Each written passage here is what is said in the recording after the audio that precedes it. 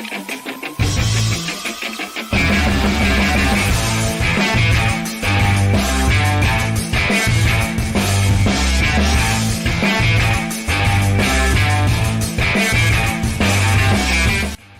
is up, RotoGrinders? Happy Monday, the start of 2 hours nonstop MLB DFS conversation that's starting right now. It is an intimate show. It's just myself, Kirkwood, a.k.a. Kirk Dees, a.k.a. Kid Yahoo, a.k.a. leader of the Juggalos. Did I miss one of the a.k.a.s? I apologize if I did.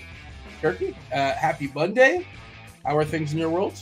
Allergies are killing me again. I think I had the same thing last week, but it's killing me. But things are good. Good weekend. DFS NFL wasn't the greatest, but betting wise, it was great. And you didn't DM me for any, unless you watched the show and got my UFC picks. Did you crush? I should have done that. I 4-0. 4-0. Oh, no big deal. Oh, you gave him out in the Tournament Takes podcast? I did at the end. Unbelievable. I did listen to some of it. I did not listen to it in its entirety, unfortunately. I guess it cost me. But wow, you were now were these like, minus 800 picks, or are these actually like good picks? There was one minus like 260. There was a minus 125. There was but everyone hit. There was a minus 170, but these weren't losing. I even said you can parlay them and do all that. But. Yeah. Same with me as far as not MMA, obviously, but good betting week, right? But not a great DFS week. I did the Wong teaser. The Wong teaser we lost because Cincy, obviously. Cincinnati. Yeah, if you're in a Survivor league, that bit you as well. Like, so I know Cincinnati was probably the more popular team or most popular team out there Survivor wise. I got a little taste. I've been several Survivor stuff, and I had a little taste of Cincy, but Seattle was my main lean. So the Seahawks took care of business. Let us know in chat how your DFS week went. I had a JMO for 10-1, 100 plus yards. So that was nice. So I captained him in Showdown. High Stakes Showdown, whatever, last night. But unfortunately, I had Puka. So rest in peace. Yeah, they're talking about him possibly landing on the IR. I should have just gone Cooper. Should have just gone the Coop. Yeah, Cooper. Whoa, Derek said my best. Oh, I thought he won 132K, but Derek says my best score was 132. Yeah, it was it's kind of a low scoring week, and not a lot of basically every tight end stunk essentially. Except all the tight ends except Pitts. I mean, he was good because everybody else was terrible by comparison. He had 3 catches and 20 yards, and he was wide open in the end zone. He couldn't screw it up. I don't care. I don't care about it. I don't care about if it's an impressive performance or anything, but he was the cash game play overall. But 11 points, Kirkwood. That's not a 11. He was the one. Yeah, who beat him? That's the thing. You probably played Ingram and had a point. I actually did not. I had very, very little Ingram. We talked about it in the Pick 6 show, and the way Rebar, I think, was given a stat as far as Ingram was not spectacular. And I don't know if that's going to carry over to this year, but I didn't love his him and Kirk on the field together were kind of a negative correlation last season. I actually had a ton of both the tight ends in the Buffalo Arizona game, and neither one of those guys got there. Kincaid and Arizona. Oh, yeah, Kincaid. Every slappy out there said to play Kincaid. I'll tell you this: if you're in a season-long league, probably a good week to see if you can take advantage of an owner. It's just panics a little bit and trading for one of the big 5 tight ends because people overreact to week 1. We'll talk about it as the week progresses, DFS wise, but week 2, you can definitely take it. Well, whatever happened in week 1, of course, it happens. Has to happen in week 2. That's the way people look at it, but that's not necessarily true. And if you take week 1 and throw it in week 7, it wouldn't stand out as this great anomaly. But there are anomalies that happen. Like something happened in week 1, we're just not going to see. Maybe JMO's done. That's his best game of the year. I like him this year, but you know what I mean. People are going to overreact. That's not true. He's the clear wide receiver 2 now. So unless he gets hurt, he's gonna smash this year. I like him too. That was the first example, but he's one of those people that had a spectacular week 1. Amon-Ra is not going to stink the rest of the season. How about that? No, and but there's going to be room for both. I agree. All right, we have plenty of time to talk about tonight's baseball slate. You got us for an hour and 10 minutes till crunch time comes in. Crunch time. You got Kevin Roth, Chief Mineralogist Roth, TastefulTides Tim. I saw Tim hanging out in chat. Tim in the bullpen taking some notes. Power is saying McVay said Puka to IR. I thought it was just speculation. Is it officially landing on IR?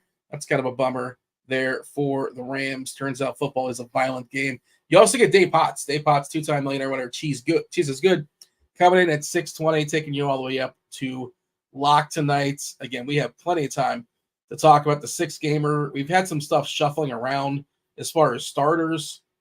Now it's Ryan Burr they're throwing baseballs for Toronto. He was on. It's a bullpen game for the Blue Jays. If you guys missed that, Jared Schuster is starting for Chicago.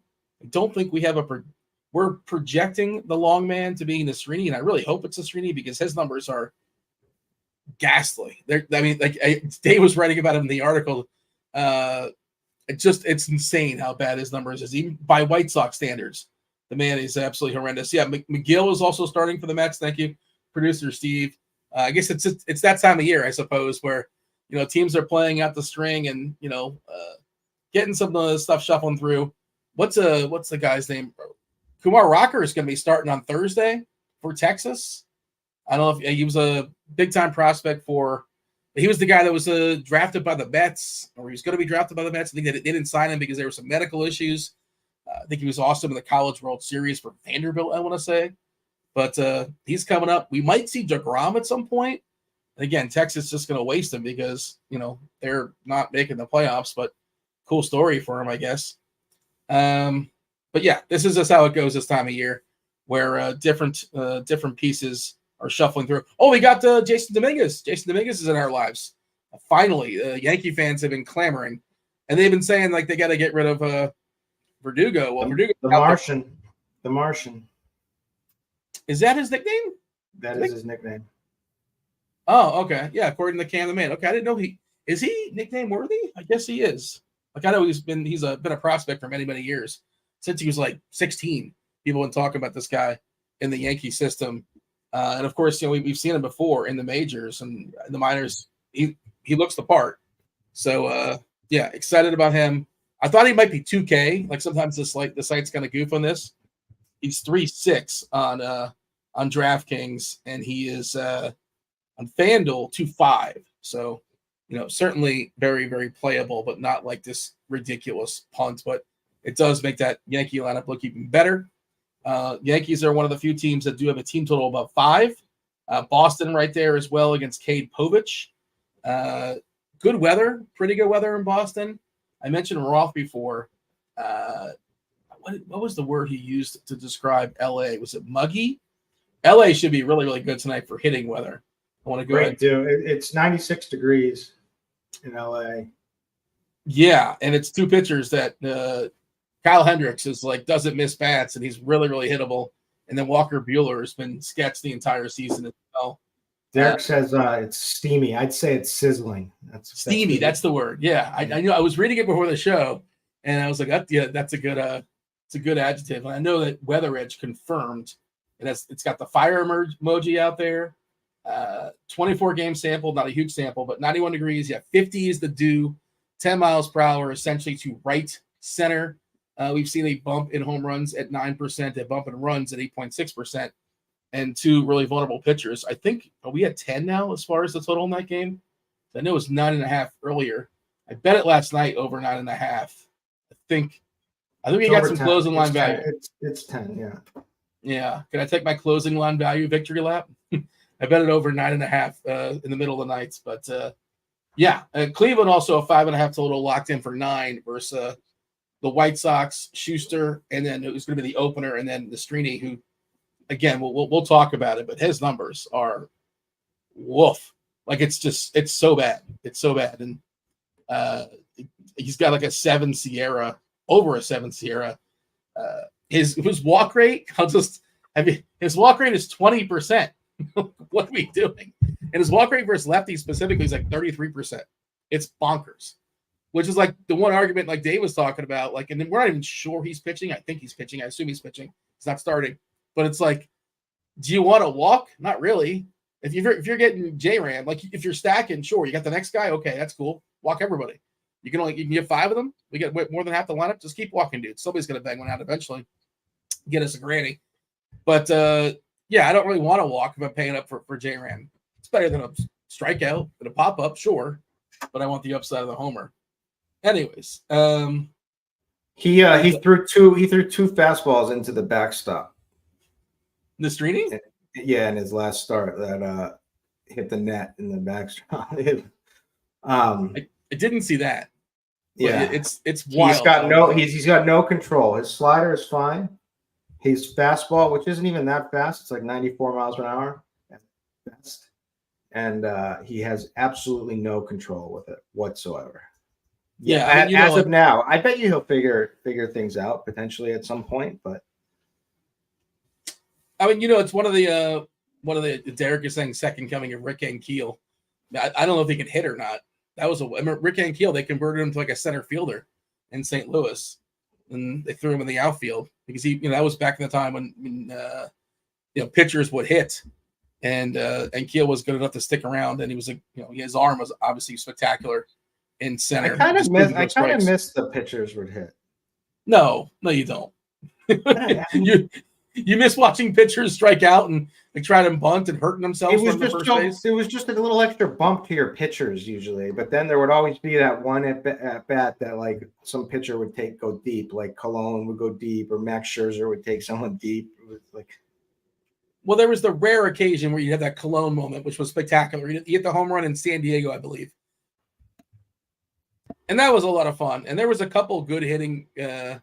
Bumgarner was a good hitting pitcher, but yes, Mad Bum was good. Yeah. Who was the guy that? But I always thought they should have given. I always thought they should have given hitter points to the pitchers. Yeah, then you would just pick that National League pitchers. Well, maybe not. Most of them get 0 anyway. But yeah, that's an interesting point, I suppose. It is Movie Monday, by the way. You love Movie Monday. The people love Movie Monday. What is Movie Monday? Well, this is where you get yourself a week free of RotoGrinders Premium just by telling me what movie we're talking about. Where do you answer? You answer in the Discord channel, rotogrinders.com/Discord, the live stream chat channel. Basically, all the Discord channels are free. Essentially, all of them. Some are going to cost you. Some you have to be a premium member. But for the most part, most are free. I was hanging out there on Saturday talking about some football, late nights. People are always, there's different channels. There's a football channel, there's a baseball channel, if you're not aware. But the live stream chat channel, that's where you tell me what movie we're talking about. Kirkwood, I know you're going to know this right away, so just try to keep it to yourself. We want to let the game play out. But the very first clue for Movie Monday is Doctor. Doctor is the first clue. So, again, I know you're good at this game, but we want to keep. I'm horrific. I've never gotten one of yours. Well, because you always guess the same thing, and we're never going to use that movie. You should. You got to bring that out. What do you? Why? What do you have against it? Nothing. I have nothing against it. First clue is not retired, Mr. Gerg. That's reserved for Athlete Thursday, of course. I like how people are still guessing in chat. It's the Dr. Dolittle. Izzy's coming in with the fire. So here's the thing. Let's just say for a second it was Dr. Dolittle. Let's just say for fun, right? Would Doctor be my first clue? I would just tell you the name of the movie in the first clue. Why would I do that?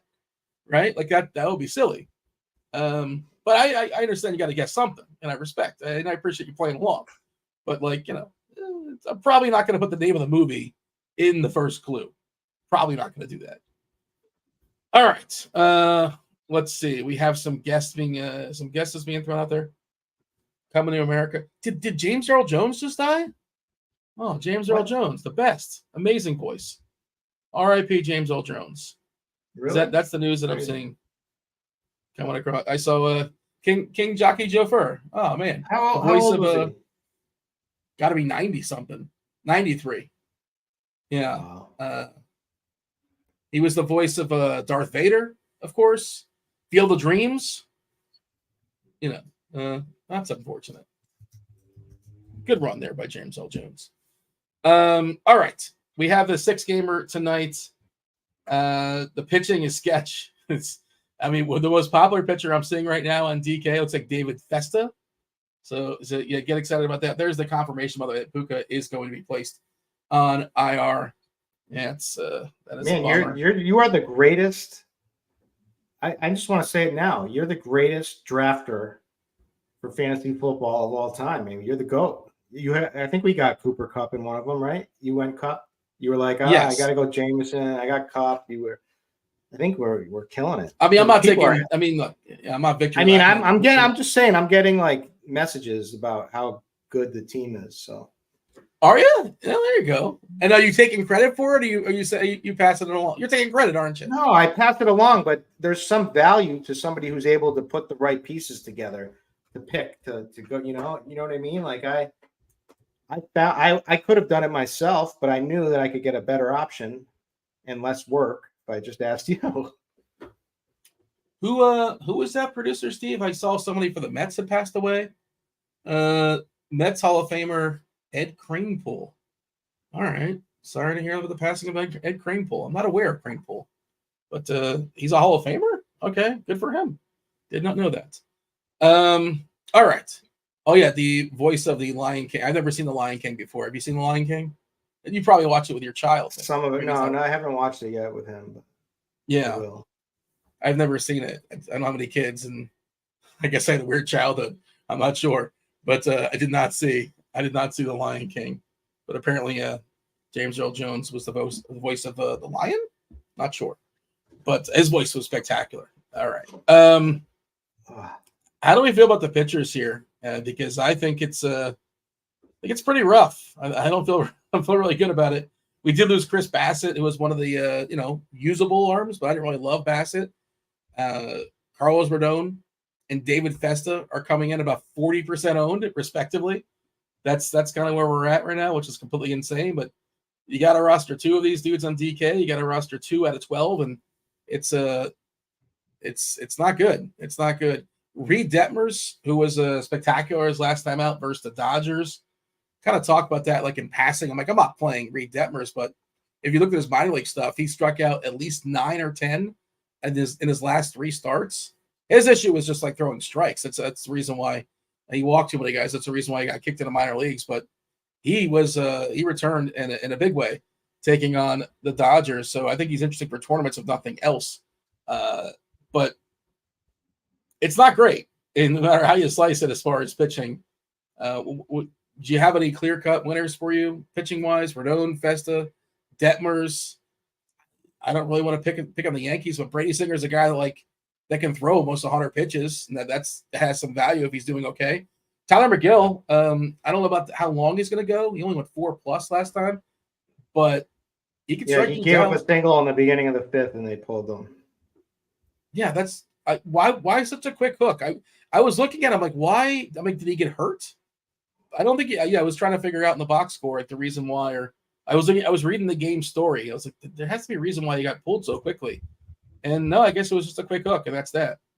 But yeah, help me out here, Kirkwood. Who do you like? I don't know if like is the right way to say it. He was pitching very well too,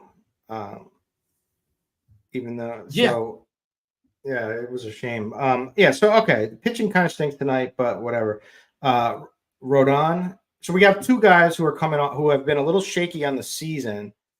Rodon and Detmers, who are coming off of absolute incredible starts, right? So Rodon went 6 innings against Texas, 11 Ks, just ridiculous stuff. He had a 34% call strike whip. The Yankees ended up losing into I think it was the walk-off grand slam that night. Is that what it was? But he's looking good. He seems to have figured things out. His numbers on the season don't even look too bad anyway, especially for this slate. He's right at the top. He's the second highest K percentage on the slate at 26.7. He's got the highest swinging strike rate. He's got His walks are fine. 3.78 Sierra. Everything looks good with Rodon, so I have no problem playing him. The matchup isn't the greatest from a strikeout perspective, but there's really only 2 bats that you really care about, right? Would you say? Well, Witt is one, And Sal, who else? yeah. Who else are you worried about? But It's a bunch of low. You've seen the lineup, right? Like I'm looking at it. Yeah, I'm looking at it. With, it's not Yuli Gurriel. I'm not afraid of him. Yeah, Grossman and Gurriel. I'm not afraid of Grossman either, but they don't strike out much. Well, it's a 2-plate. I want to see what Gurriel's career stats are because that's only a 2-plate. Is that? I feel like historically, I think you're right. I think he was a contact guy, wasn't he? I don't know if he's still a contact guy at 40. He was part of like what made the Astros such a low strikeout lineup forever. Yeah, it's such a bummer. We say it all the time, but like the downgrade from the pass watch to Gurriel is just massive. I think he's Chop's age. He's 40. I'll tell you that. He's a man. Chop's a little older, but they're in the same ballpark, you know. The bat has him striking out at 14.7%. And yeah, we saw him in 2022, 12.5%. Just not a lot of power either. You know, not somebody we fear, but like you said, not a lot of Ks either. 21.8% collectively. Pham has shown some power versus lefties this year, but I'm not really afraid of Pham. He's fine. You know, he's decent. But if that's the third guy we're afraid of, and you mentioned like Grossman, Robbie Grossman is the cleanup hitter. That is Grossman. Garrett Hampson stinks. Yeah, I'm fine with Rodon. I just don't like him as like chalk, but that's just where we're at. Yeah, but yeah. Who are who else? Like everyone's going to get ownership tonight for the most part, unless you're going bad. Yes, but he's going to get ownership too. But what is the real upside with Vesta? I mean, he's best K guy on the slate. He is barely, but he's coming off of a good start. He's actually, had a couple of bad starts in the beginning that have affected him, but he had 7 Ks, 5-inning pitch, 90 pitches. That's a little bit concerning against the Rays, which is a high strikeout matchup. They're not going to push him. Yeah. But he had great command with his fastball. He's got a good changeup and slider. He's good. I've been on him probably every start. And his walk rate has come down. It's 6.5. The command is good, 6.5% walk rate. So 3.26 Sierra. So he looks good. Probably also because he has a good matchup with the Angels. Yeah. So yeah, he's probably him and Rodon are probably the top 2. Detmers, I mean, it depends how much. If you think he magically figured everything out back in AAA and is going to be the same guy who just had this. I don't know. What I'm just telling you is he's got the upside to do it. Like we saw it against the Dodgers. I'm not saying that's for sure repeatable, but that's in his bag. That's in his repertoire. Is the point I would make. That's all. I didn't mean to cut you off, but my allergies are brutal right now. You're just you're a gamer though. I appreciate you sticking through it. I was hoping Joe Adell would be in this lineup against Vesta, for the strikeouts. He's not in there. So there's 3. So to me, the people who have earned the top position are Rodon and Vesta. Detmers is right there, and you have to take a leap of faith. This could have been just an anomaly, one start. He could absolutely get lit up against Minnesota, who is going to put a team of righties together. That Royce Lewis is no joke. Do we have their? But isn't he reverse splitsy? Yeah. What, you're going to say from the few starts this season? I think he's been like historically, or at least neutral, hasn't he? Current and last season, if you include this year and last year, 27% Ks versus righties. Is ISO versus righties 140? Is ISO versus lefties 229? And Minnesota, it's like they do like their platoon stuff, but they don't really care about reverse splits guys. And it's going to be all righties, right? It's 9 righties. Is that the projected lineup? That's the official lineup. That's the projected lineup of 9 righties. I think it's like sneaky upside as far as strikeouts. That's not the best strikeout matchup, right? 20% collectively, but that's where Detmers has been getting his Ks. So, yeah, I'm not saying I like him, but okay, if we cross him out, no, we're not. You got to play two. He's up there. He's there. There's like 4 legitimate plays tonight, and that's he's it. one of them.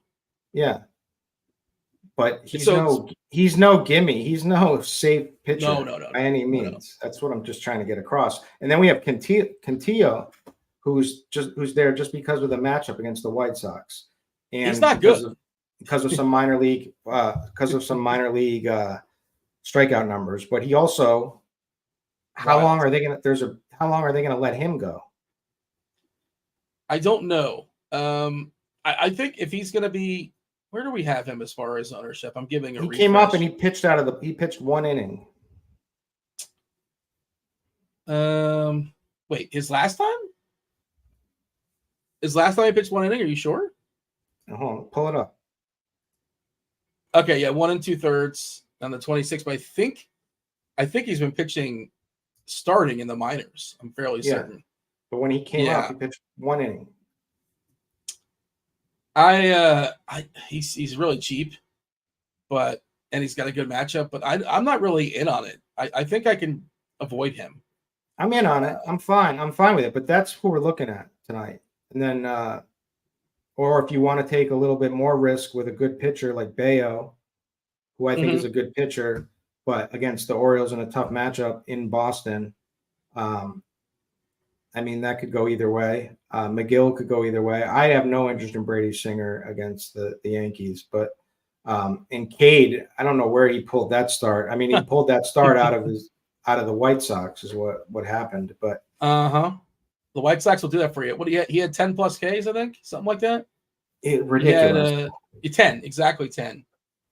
He looked like Pedro Martinez overnight. The Dodgers hammered him. The Astros hammered him. He was okay versus Boston. Toronto hammered him. Oakland shellacked him. They got 8 innings, 8 runs in the first inning. He hasn't been great. He hasn't been very good. Have you stepped outside, by the way, today? Because Boston looks like good weather as well. Yeah, I've been outside a lot. I have a toddler I take care of, Dean.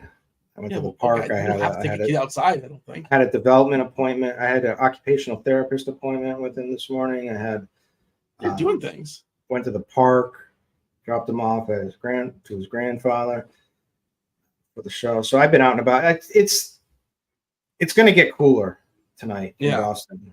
So it's not great hitting weather. I don't think it's bad. It's not great. The wind is blowing out a little bit as opposed to blowing in, which makes a difference at Fenway. But yeah, obviously we're showing slightly positive on Weather Edge for what it's worth. Yeah, 71 the temp, like you said, kind of cool. 48 the dew, wind blowing the dead center. We should go ahead and give out the second clue for Movie Monday. Nobody binked it. Nobody got the bink here for Movie Monday. So let's go with the second clue. The second clue is Will Smith. Will Smith. Doctor and Will Smith are our first 2 clues. Sorry, I had to clear my throat there for a second. Trying to see if anybody in chat wants us to sort of talk about any other pitchers. Erickson. I don't know. Bueller.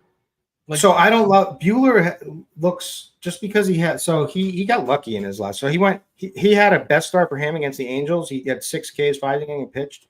But his fastball, every metric on his fastball, all these vertical break stuff and everything is horrible. So it's like he's basically operating without a good fastball, which used to be the thing that makes him. Against the Angels, he got enough with like cutters, curves, and that's what he's going to have to do until he gets this 4-seamer back. But I think he's going to get shelled, to be honest with you. I think it's smoke and mirrors with him. I loved him too. Like he was amazing before the Tommy John. Just too many injuries have taken their toll. And like I'm with you as well. And Eric's like, yeah, he had a great start last. He had 15 DK points. Like, I think that's a great start. I think that's a great game stack. Uh-huh. You know how I love the game stack. Well, yeah, the Dodgers are going to get played. I don't know how much the Cubs are going to get played. People in the chat are just firing off every Will Smith movie. Officially, they do not count if they're on the YouTube. We appreciate your participation. But, yeah, let's see. Concussion has been guessed several times. I understand why. It's not concussion. It's not New Jack City. Luke Cage is saying I Am Legend. It's not I Am Legend. It's not Hitch. Men in Black. Men in Black. I mean, you might give it away if you get it's. I mean, I'll just give this for the people. It's not Men in Black, officially. But Derek is saying Rodon Festa stack with Chicago and the Dodgers game stack. It's could that be kind of chalky? Maybe a little bit. Dodgers for sure. I don't know about the Cubs. I think the Cubs might be a little bit unknown for a 6-gamer. Producer Steve's telling us people don't game stack it. People don't game stack enough. I know people love it. No, people love the game stack. Not in baseball. There's like this. Too many people have said like game stacking is not a thing, so they all believe that. Well, it's a little bit less of a thing. Like you used to kind of tell yourself a story, like if you kind of walk into a. It's as easy as this. If you like both teams who are both playing each other, then what is the problem with it? So producer Steve is saying without saying it, he just put up a poll in chat. Are you more excited for tonight's MLB slate or the Monday Night Football game? Monday Night Football. Well, there you go. That's the deal, right? I can't vote because I'm not officially signed in my YouTube account. All right, so I was not able to vote. I did not sign in before the show, so my bad. But I'm curious to see what the votes are at. And the sad thing is we're going to have more votes in this poll than we are going to have likes very, very quickly. Because I see Steve was telling us we're just at 25. I know, like, the prize pools are down for baseball, too. It's a short slate. It's month 6. People are kind of – some people, I'm not saying us. Some people are probably tired of baseball. They've had enough. Maybe they're waiting for the playoffs and that kind of thing. So, people have scaled back. They just care about the showdown stuff. I assume, Steve, feel free to confirm. There's got to be a showdown show tonight, I imagine. 7:30-ish, 7:45. I'm guessing that is happening this evening. Please let the people know if you guys are grinding. Yes, we have a pre-lock tonight for NFL. Do we know who's on the show? Let's see. Probably Chop. I feel like Chop's been on them. Squirrel's been on them. I think it's Chop and Squirrel tonight. The question is, I have started off the season 4-0 betting on NFL. What? Look at you. Stop now. Which is unheard of for me and in NFL. And I'm trying to make it 5-0 tonight. And my bet is already in.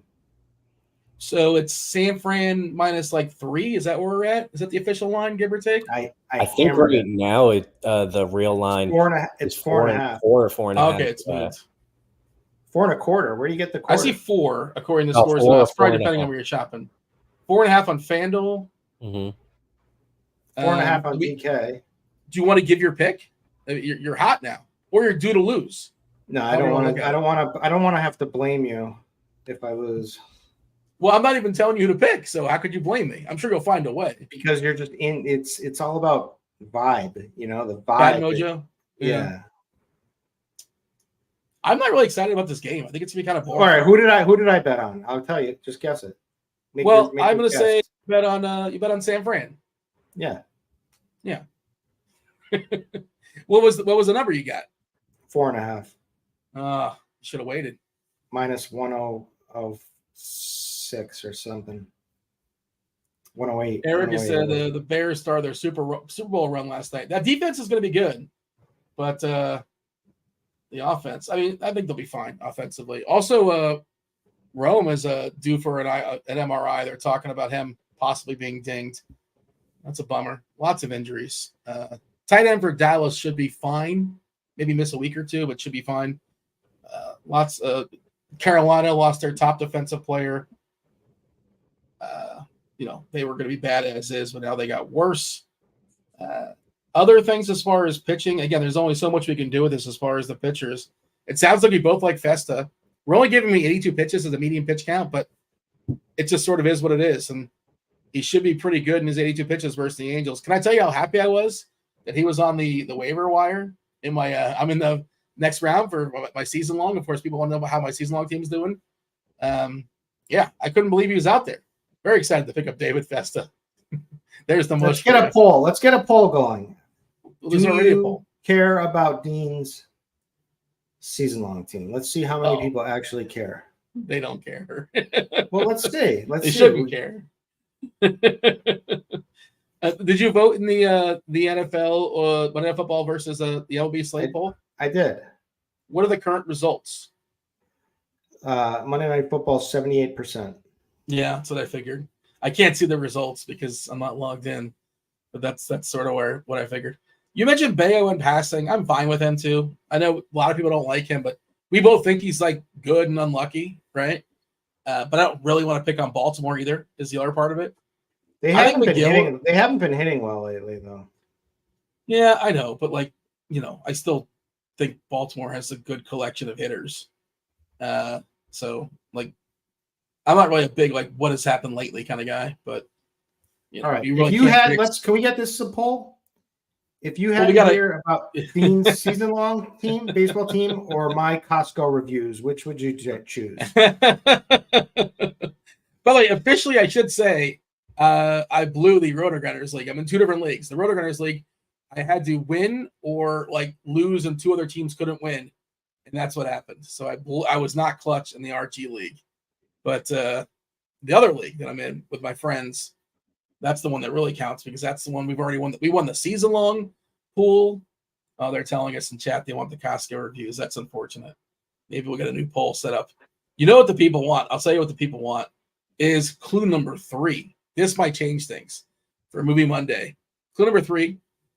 Well, the first one, if you missed it, Doctor. Second one's Will Smith. Third one is Ninja Turtle. That's the third one, Ninja Turtle. Kirkwood, if you know it, I'm telling you, you can't be. Let's not spoil it. Let's let it play out. We want the answers to come up organically. Give me the answer in Discord. Tell me what movie we're talking about. Get yourself a week free of RotoGrinders Premium. What was the Vanilla Ice? Wasn't there a Vanilla Ice movie with Teenage Mutant Ninja Turtles? I believe he was in the sequel. He did a song called Ninja Rap, and it was terrible, but he got paid $1 million. Ninja Rap. Ninja. It's not good. It was not good. That was the last we saw of Vanilla Ice until we watched Behind the Music years later.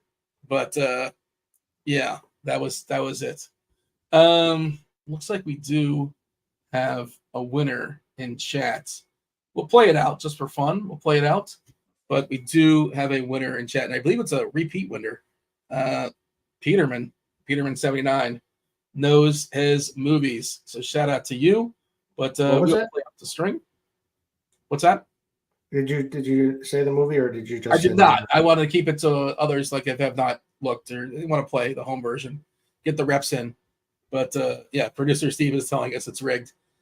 I DM him the movie. Let's make it. Let's sell it. Let's wait to the third clue. Hopefully nobody gets it on 1 and 2.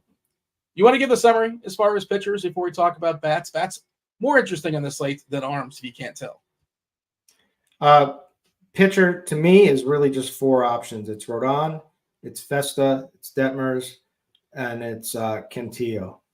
Obviously the safest ones. Well, not safest one for me is Rodon, and then Festa would be my number 2.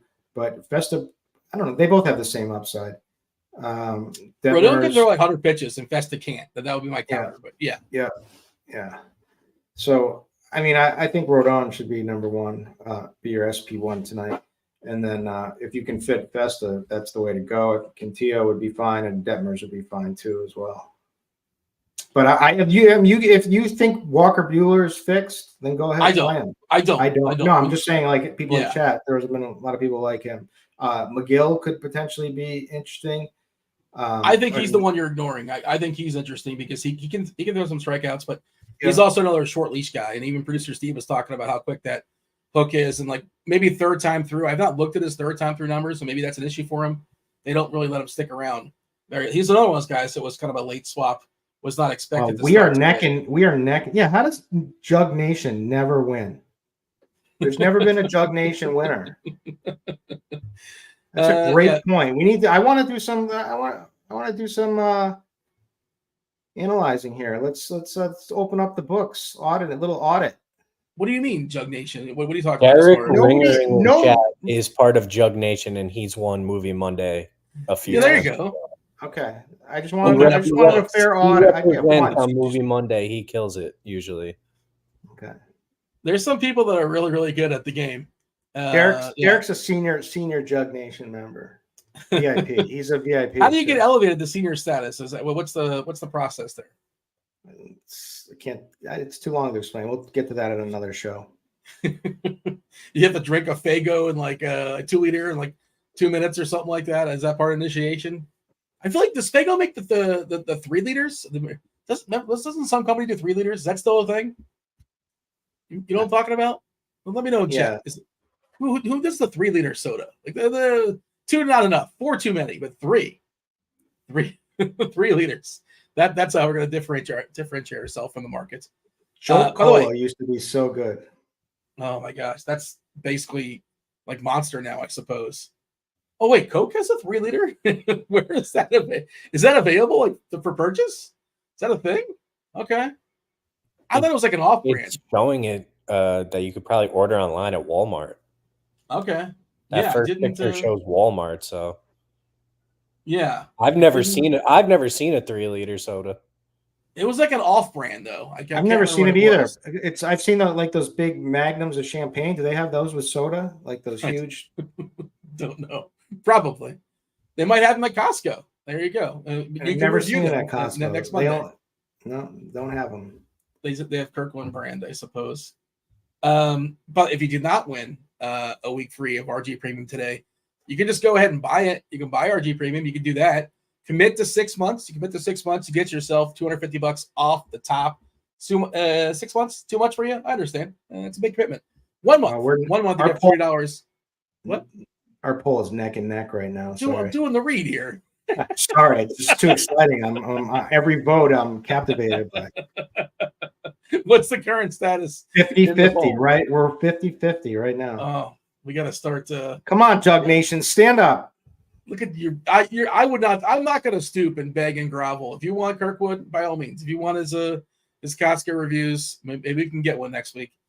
But do you have anything on hand that you would automatically review or in your head that needs reviewing, or it's been too long? You have them in there. All right, let me give you a great. I don't know if I already done this, but a great. I don't need the whole pitch. I'm going to give you a great purchase to buy. Yes. Over there.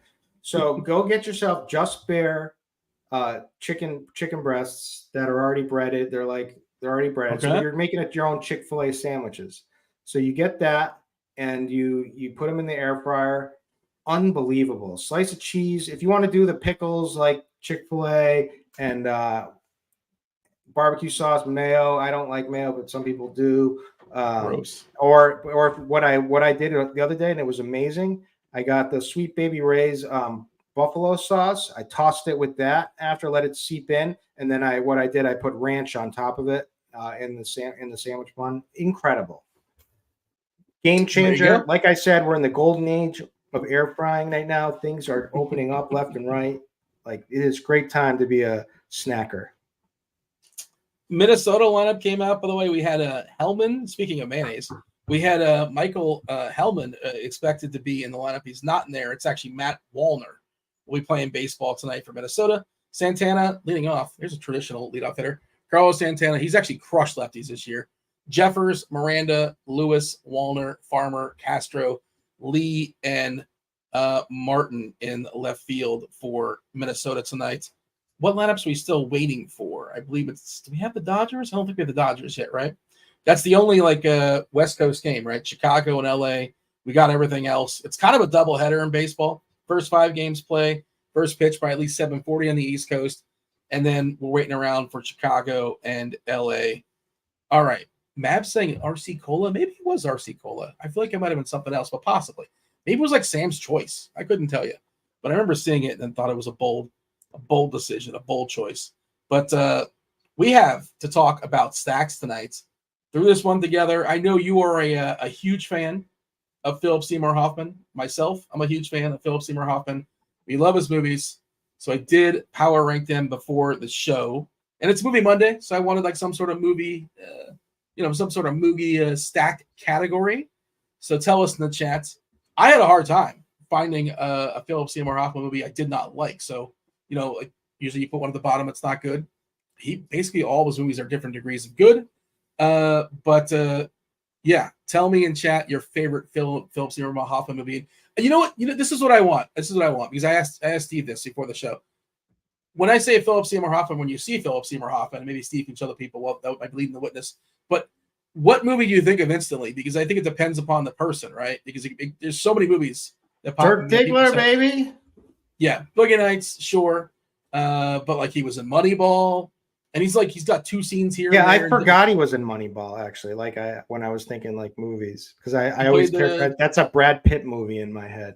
Yeah. Well, it is. But he plays the crotchety manager in Moneyball. He's in Twister, which I didn't know. I watched Twister not too long ago for the first time, and he's like just maybe the 10th person in the movie, whatever. But he's in there. Like Punch Drunk Love, he's in a few scenes. Big Lebowski, he's in like 2 scenes, but he's in it. You don't really think of him as a Big Lebowski. That's his movie. But I'm curious if the people can tell me what movie you think of. Scent of a Woman. I didn't know he was in that. I've not seen that with Pacino, but I know that's a movie I should see at some point. But Along Came Polly. I figured a lot of people would say that. And he's also in the what's the Volunteer for Tribute? Katniss. What's that one called? Somebody's going to say it in a second. No idea what I'm talking about? It's like a huge series. Somebody in chat help me out. Thank you. Hunger Games. Yeah. I've never seen those, but he's in. You haven't seen Hunger Games? No, I've not seen. Oh, they're great. They're great. Are they? Yeah. Yeah. Now I'm going to give 3 movies that are so underrated in my eyes. Maybe even 4. One of them actually isn't underrated. So The 25th Hour isn't underrated. Like that's rated spectacular. Great movie. Ed Norton, you can't beat it. That's a good movie. Tony Saragusa's in it. I don't know. If you haven't seen that, definitely see that. The one that I think that doesn't get a lot of people that we were talking about before show is Before the Devil Knows You're Dead. Great. A lot of people haven't seen that. If you haven't seen it, to me, the most underrated movie is Along Came Polly because I think it's amazing what it is. I think he's so good. It's beloved though. His character is so good, and Alec Baldwin is great. I think that movie is great. But I think it's hilarious. His character, Sandy Lyle. Owning Mahoney is an amazing gambling movie that so many people have never heard of. Based on a true story. Yeah. Guy, was he a banker, right? In Canada? Bankers taking money and gambling money and just losing a bunch of the bank's money. And to the Borgata in Atlantic City or Atlantic City in general. By the way, clue number 4, just playing out the string. Clue number 4 is pilots. So you can play along now if you want, Kirkwood. It's already been guessed. Movie Monday. I have no chance in that. But feel free to take a shot. Not with that attitude. Dr. Will Smith, Ninja Turtle, pilots. Those are our first 4. First 4 clues, and it's been guessed. And Jack can feel free to. Flying Armbar says Edge of Tomorrow was amazing. I don't think he was in that. You're thinking what's the Savages? What's the Savages? It's about like they have to take care of like their elderly father or something. Like it's a family movie. Maybe I have seen it. He was in. Seymour Hoffman was the big bad. He was the evil guy in one of the Mission Impossibles. Maybe you're thinking. He was also a gas inhaling drug addict, like Love Liza. Yeah. Which is not a fun movie. I don't recommend that. Like you have to be in a certain. No, mood. It's not fun, but he's great in it. He's very good in it. He's very good in everything. The Master is spectacular. Anyways, the board officially is. We can go ahead and reveal the board. Yeah, it was a family movie, but not a family movie. Is that what I said, or is that producer Steve is saying it?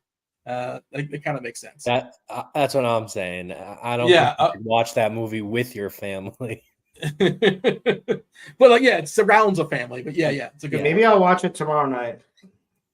Boogie Nights. He's kind of the 7th or 8th guy in Boogie Nights, but it's so good. We put up top. He's talented, Mr. Ripley. He's amazing. Yeah, Mr. Ripley, spectacular. 25th Hour, not a review. I know you like Along Came Polly. He sharded. Spoiler alert. And Along Came Polly. He also played some basketball. Not very well. And great basketball scene. One of the most epic basketball scenes in any movie. One of the more iconic basketball scenes. Yeah, outside of like basketball movies, right? Just like random aside. It might be. It might be one of the bigger. Search Along Came Polly basketball sweaty or sweat gift, so we can get if they do the slow mo. Ben Stiller was D'ing up the dude that had a hairy chest on a sweaty day. There's nothing more. And I'm sure there's a lot of people who played pickup like me all their life. Shirts and Skins was awful, and it was so not needed. It was so stupid. But there was always that one I don't know guy who my who teammates had are. like a disgusting hairy back or like sweaty, incredibly sweaty. Nothing worse. There you go. You just let him score. What is going on? You're like, This dude, I'm movie not right gonna, now. I'm not gonna touch you. Just go ahead, score. I've not seen Charlie Wilson's War officially. I guess I should see that. That's one of his movies I've not seen. I see the chat is that telling me that should be on the board. And the one that like his worst movie I can think of was there Patch it Adams. is. Look at that. Look at that. Pretty forgettable. Can't capture it any better than that. Okay. Let's dive in and do our let's see, 12 teams. Plenty of time to knock us out. Crunch time coming in 25 minutes. So plenty of time to do it. First game that we have here on the docket. First pitch, 7:05, Kansas City versus the Yankees. Carlos Rodon taking on Brady Singer. We talked about Jason Dominguez being getting the call up here to the club. Rodon, one of the more popular pitchers on the board. By default, kind of, sort of, somewhat, but like he's got a chance to put up a big score for sure. Where do we have the Yankees 5-team total? The Royals just below 4. Where are we throwing Kansas City and the Yankees on the board? On tonight's slate, I think Yankees are number 1 up there in the top boogie nights. Just the power, the home run upside in this team. Also, Singer, lefties are probably the preferred with Singer. He's 372, about 186 ISO to lefties, has been very good to right-handed batters. So, but again, Aaron Judge is just a different hitter in general, although he's slowed down recently. Slump, may we say. But Austin Wells, Jazz, my boy, Juan Soto, those are the 3 primary the 3 guys that primary guys I would take. What is Dominguez's price? 3.6K? Yeah, Why he's not? at 2.5 on FanDuel as well. Yeah. You can play him. Why not? I did not have the Yankees. I probably should have. I should have them higher. I might have to re-rank them. I have several teams ahead of them. By the way, and I'm not going to disagree with you, though. I like the Yankees plenty. Izzy's telling us Cable Guy, the most iconic basketball scene that isn't a basketball movie. That's a good example. I like that suggestion. I don't even remember a basketball scene. Oh, yeah. He's doing like sprints. He's going all out. He breaks the backboard. Jim Carrey was wild in that movie. That's one of those movies that, by the way, speaking of Ben Stiller directed Cable Guy. And who was originally going to play the Cable Guy before he died? Chris Farley. Chris Farley was supposed to be the Cable Guy, which would have been a totally different movie. But also Shrek. He was going to be Shrek. Also, another reason for you to watch the Adam Sandler comedy special that I've been trying to get you to watch, that you were a fan of Chris Farley. Sure. So watch this. And I've been saying this every show that I'm on. Anybody who's watched this, watch this on Netflix. The Adam Sandler shit will blow you. It blew me away. I wasn't expecting anything. I never really found him that funny in general. Adam Sandler. This is great. All right. And I saw shooting just started for not Billy Madison, but the other one, Happy Gilmore. Apparently, Happy Gilmore 2 is a go. Get excited. People are clamoring for it. The Mets, producer Steve's Mets, Tyler McGill taking on Ryan Burr. It is a bullpen game today for Toronto. The Hound, Chris Bassett, I think he's pushed back to tomorrow. Doesn't matter. We don't care about tomorrow. We care about today and today only in DFS. It's in Toronto. We have what looks like a 9.5 total. The Mets are favored in this game, minus 132. Toronto is the dog. McGill, again, kind of plugged in pretty late there as far as the pitcher. Trying to see if there's anything different with the lineups. Lindor, Vientos, who's been on fire, banging out some homers. Nemo, Alonso, Iglesias in the 5-hole. That seems different. They've been doing that? If they have, I missed it. Just Dingers, JD Martinez, Marte, Bader, and Alvarez. Springer, Vladdy, Varsho, Horwitz, Wagner. Pretty standard lineup for Toronto as well. Where do we have the Blue Jays and the Mets? Mets pretty high because the Toronto, this is a bullpen game. Fun fact, this is the nephew of Bill Burr pitching for the Toronto Don't believe Blue that's Jays. true. No, it's true. His great-great-great-great-grandfather got in a duel many years ago. Really? Yeah. Yeah, I can see that. Anyway. Aaron Burr? Yeah. Let's go the Mets. I'll put the Mets second tier. No, maybe even share the top. Because who's going to pitch? Yarbrough, like their bullpen. Yarbrough is the likely guy. I don't really like picking on bullpen games as a but general thought. This bullpen gives up bombs. Yeah, I'm okay with it. And it's an upgrade, obviously, in Toronto as opposed to New York. And the price is not, it's completely playable. The price, like Vientos at 4.6, Nemo 4.5. You can get these guys in there. Double down walk off the other day for Vientos. I don't know if you caught that. So I put him in the top or the second, up to you where you want to choose.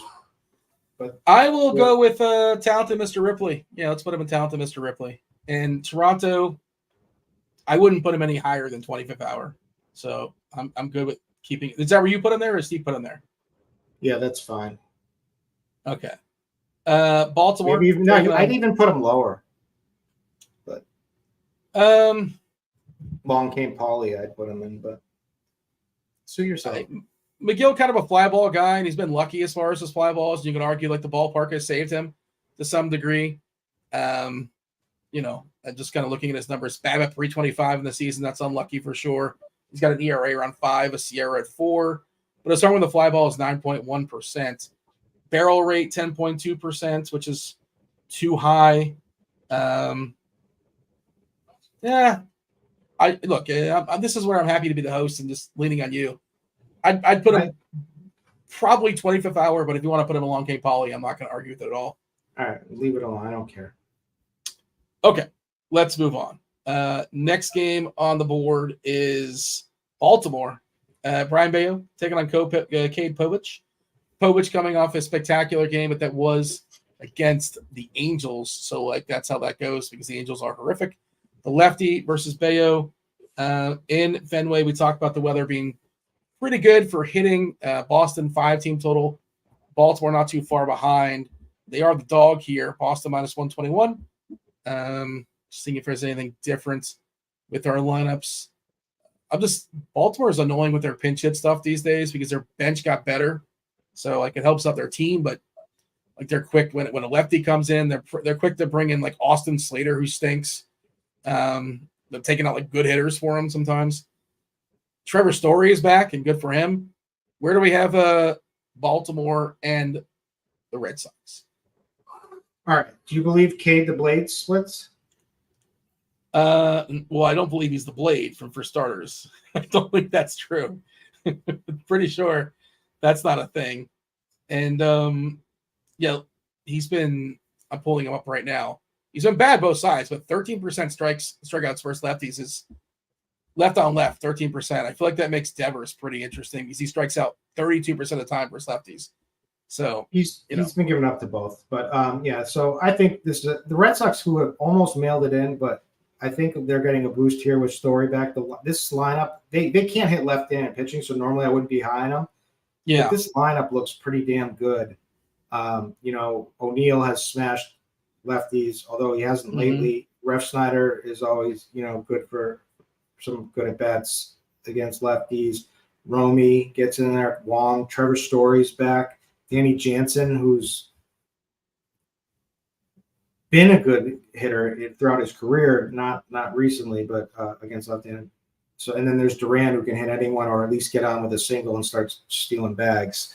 So, I'd put the Red Sox. This is the last time. If they screw me again, I'm done. I'm going to put them in the top. What do you mean you're done? You're not going to put the Red Sox ever again? Or I just started recently betting against them. Okay. In games that I don't like them but I always held out for that because of my loyalty. But put them up top. If Tyler O'Neill qualified, if he qualified as far as he had enough at bats against lefties this year, he's got a 379 ISO versus lefties, a 465 WOBA against lefties this year. If he qualified, and I just put 130 at bats, he doesn't officially qualify, right? But where would he be in baseball as far as ISO versus lefties? He would be second behind one player, Aaron Judge. 379 ISO is spectacular. And where would his WOBA be? Also second. Just crushes lefties this season. It's just he's not. You take out the first month of the season. I wonder where he'd be. Well, I mean, you think he was bad to start the year, wasn't he? I feel like he was bad. He started off on fire. Oh, I forgot. Yeah. Well, he had that. He's got his back always pops up on him. So maybe that's more about is his back feeling okay? If it's not tough when you're that big and it's been all natural all your whole life. It's tough on you. I feel like you're saying something without saying something. So where do we put Baltimore? I like him right up top. Look at this. Yankees, Red Sox. Perfect. What a homer you are. It just is like an ESPN Sunday night game here. Baltimore, 25th hour. That's where we're putting them. Yep. Red Sox bullpen is trash. Bayo's not trash though. He'll get a bunch of ground balls. He'll get out of a bunch of situations. So I think middle's fine. I'm sure they could go off, but middle's fine.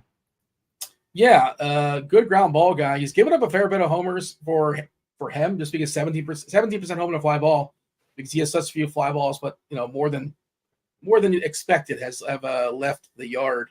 7.2% as far as his barrel rate, which is actually the lowest barrel rate on the slate of note. But Baltimore is also good offense. It's an upgrade as well. They're certainly in play. Let's just go ahead and drop the clue for the movies. Number 5. We did already have a winner, but I want the people to play the home game if they haven't yet seen the answer pop up in Discord. Clue number 5. Well, clue number 1 is Doctor.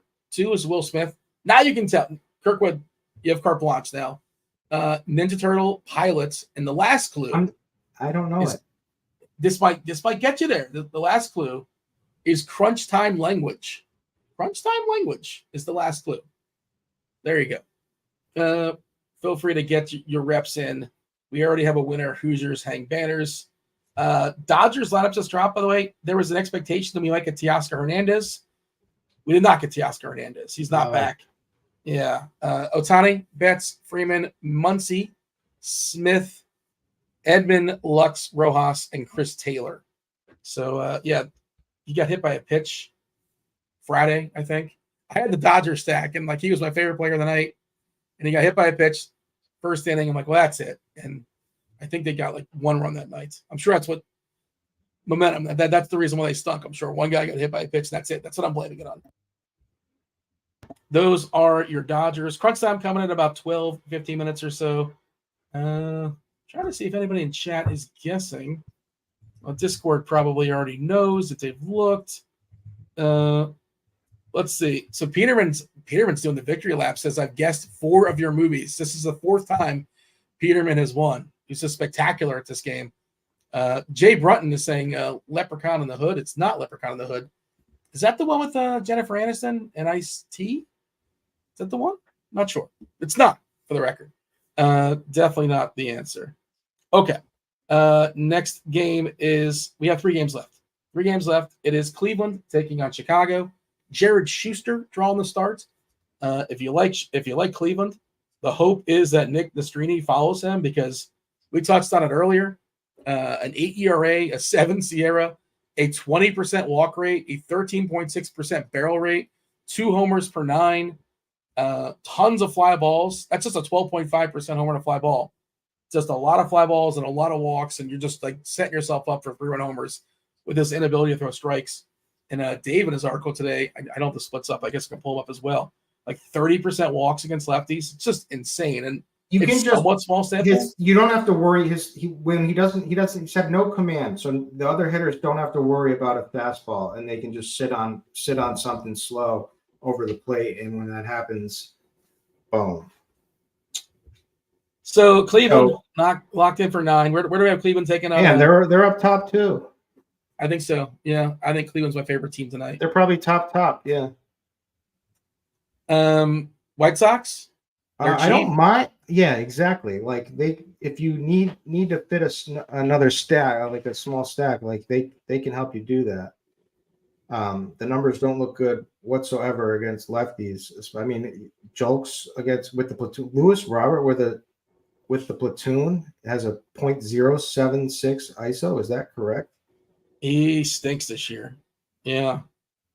The only guy in the green against the lefties this season is Andrew Vaughn at 162 as far as his ISO, 336 WOBA, which is fine, but yeah, it's bad. Vargas has been bad so far. They traded for Vargas. I'm kind of a Vargas guy, and he hasn't got there. It hasn't been happening. Jolks, he's in the past in the minors, he's shown some power, he's shown some speed, but not happening right now. It's been really bad. 80 ISO, 30% Ks, not good, but he's cheap, and I think there's still some power in there. And the guy he can do against is players like a Cantillo who he sees in the minors. So it's okay. I'll use it if I need to, if I need a cheapie, but obviously not thrilled about it. The big question is, do we throw them in the gutter or not? Are they hanging out with Patch Adams?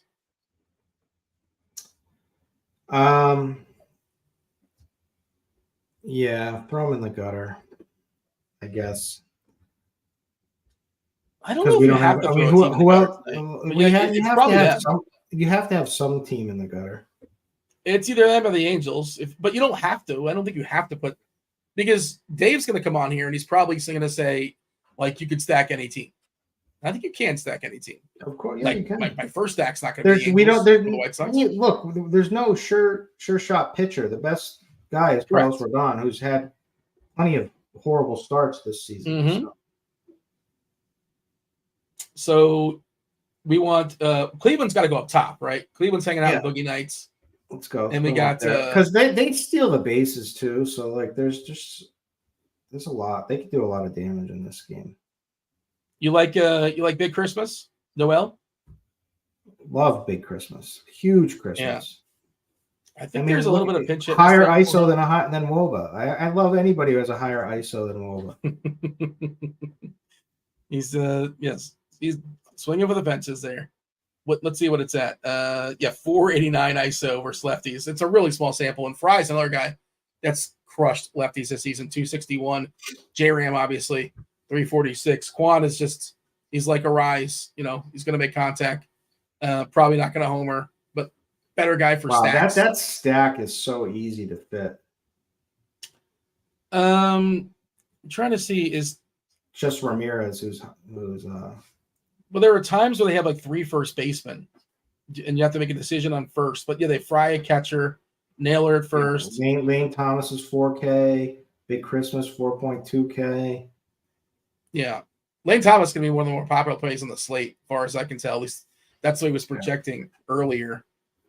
Okay, and we're throwing Chicago in the gutter. Okay, Chicago's in the gutter.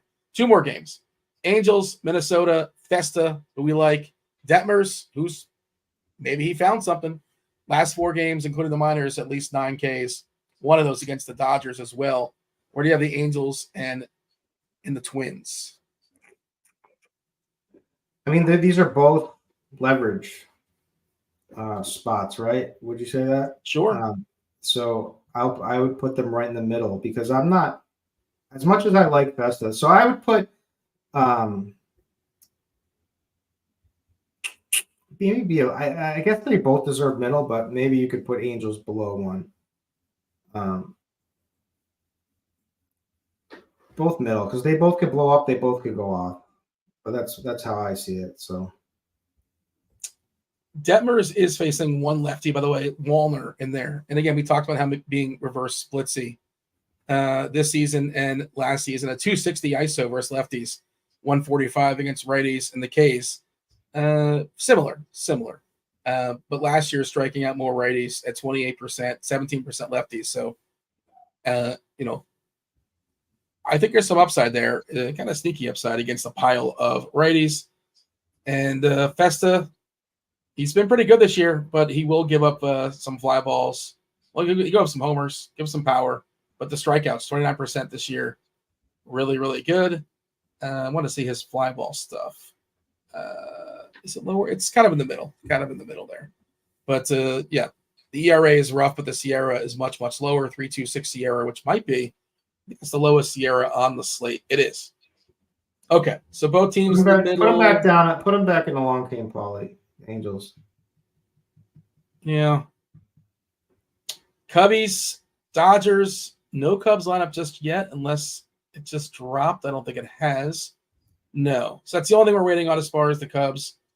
But we're projecting Happ, Bush, Suzuki, Bellinger revenge game, Paredes, Horner, Swanson, PCA, Crow Armstrong, and Amaya doing the catching. Where do we have the Dodgers have almost a 6 total? We talked about it being muggy out there and saucy. What was the word that Roth used in his article? Steamy. I would have said sizzling. That's what sizzling. I went with saucy for some reason, but scalding. High 90s out there in LA. But this number jumped up to a 10 total. It was 9.5 earlier. Biggest total on the board. 4-ish for Chicago, and right around 6 as far as a team total for the Dodgers. And we've already talked about not liking Bueller. So you've talked about this being a potential game stack. You know how much you love those. So go ahead and place the Dodgers and the Cubbies where you want. A little disappointed without Teoscar, but it's the lefties that you want anyway against Hendricks. So, I mean, Shohei is incredible. Freddie Freeman is incredible. Max Muncy, sure. That's a nice 3-man. Like that's really all you need. But did you intend to lead in there? Was that intentional? The lean? You kind of leaned into your microphone and said that. Did you catch that, or maybe you didn't realize? Well, I was doing the Collinsworth slide. Yeah. Oh, I cannot believe that. You think a producer stepped in and said Collinsworth can't do it anymore? It's retired. He's a 0 for 2. He's not slid the entire season. Some hotshot new producer who thinks he knows better. It's got to be there's got to be an online backlash. Or if there's a petition, I'll sign it. I need to slide. Fire that guy. You don't slide, I'm changing the channel. That's it. I'm giving him an ultimatum. I want to see the slide. Otherwise, what's the point of tuning in the first few minutes of the game? Anyways, it just makes it official when he slides in. And it also Hendricks can be annoying from time to time. He can put up gems out of nowhere, but obviously you got to go with the Dodgers. So I like that. I love that. That's all I really care about is that 3-man. But or you can go down like Gavin Lux for cheaper. Yeah, I like Lux, and I'm good with Edmund as well. He'll stick around. Taylor, he's not good. He's in the 9 hole. There's a chance pinch hit stuff can happen as well. I wonder if Teoscar's available to pinch hit if they need him in a pinch. I didn't mean to do that. Just sort of worked out that way. But this Walker Bueller right now, his arsenal, it is not the same. I don't care if he had a good start in his last one. His fastball is nothing like it used to be. It wasn't even that good. I know, but it played off of all this. It played off of all of his other pitches. So you can eliminate that pitch. So I like the Cubs a lot. I think there's a lot of upside here too. So I would put them right below, I guess. Or you can't have everybody in the top. So put them next to the Mets. Okay, so this is a very different board. Our board's an F, right? We're making an F. This is what we're building. Wait. Well, no longer now. I like the Cubs. I guess I wouldn't put them up top, all the way up top, but I might play them as if they're up top. But I would not put them in 25th hour. Like you said, talented Mr. Ripley. Okay. Crunch time's here. They're coming in just a second. Get your Juggalo bombs ready. Do hit that like button. Do subscribe. Do turn those notifications. The people want Juggalo bombs. To recap, up top, it's pretty cluttered up top because the pitching is rough. I cannot read the board now. There we go. Thank you, Steve. I kind of memorized, but Boogie Nights. That has the Yankees, the Red Sox, Cleveland, and LA. Some chalk offenses. Talented Mr. Ripley's got the Mets, the Cubs, right in the middle. 25th hour, Kansas City, Baltimore, the Twins, the Angels. Along Payne Polly has the Blue Jays, and we have the White Sox in their usual spot, hanging out with yes, F is for Festa. There you go. We should knock out the movies as well. Somebody officially guessed it. It was Hoosiers Hang Banners, who's won it for the 4th time this season. Spectacular. Put him in the Hall of Fame. Clue number 1. Wait, what was the movie? I'm telling you right now. Now. Sorry. Yeah, clue number 1 was Doctor. Clue number 2 was Will Smith. Number 3 was Ninja Turtle. Number 4 was Pilots. Number 5 was Crunch Time Language. The lead character in this movie was a doctor. Will Smith is an actor, but Will Smith is also the name of a baseball player who plays catcher. Ninja Turtle. You know the name of the Ninja Turtles, right? Donatello, Raphael, Michelangelo. Who's the other one? Raphael. Leonardo. So, yeah, catcher, Leonardo, doctor. This character also is a pilot in the movie. Does all sorts of things. And has family where the origin, where Crunch Time Language is. You know what? Let's go ahead and bring Crunch Time in and I have a feeling that they know what this is. I think I'm just going to go ahead and guess. Dave Potts, Tasteful Tides, Tim, Kevin Roth. Let's bring in crunch time.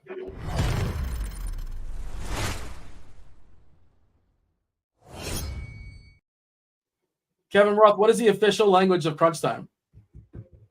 I don't know what the hell you're talking about. Dave, Dave, bail me out. Dave knows. French? French? Yes. French. Yeah. Yes. And like the climax of this movie, I don't know if it's a climax movie. There's a French tie-in in this movie as well, too. But probably not the best clue for clue number 5, but people already got there anyway. Roth, you like to play the home version. Do you know the answer by chance? Not to put you on the spot or anything. Is it Catch Me If You Can? Yeah. There you go. Yeah. Okay. Look at you, Roth. All right. We're gonna send you the. Thank you. Look at that. There's the gift. I confirm it. Big fan of Movie Monday, Kevin Roth. I have sent you privately. Here's some to see if you can knock these out. A couple that we've done previously. I know you enjoy do them on your own. How was Monday?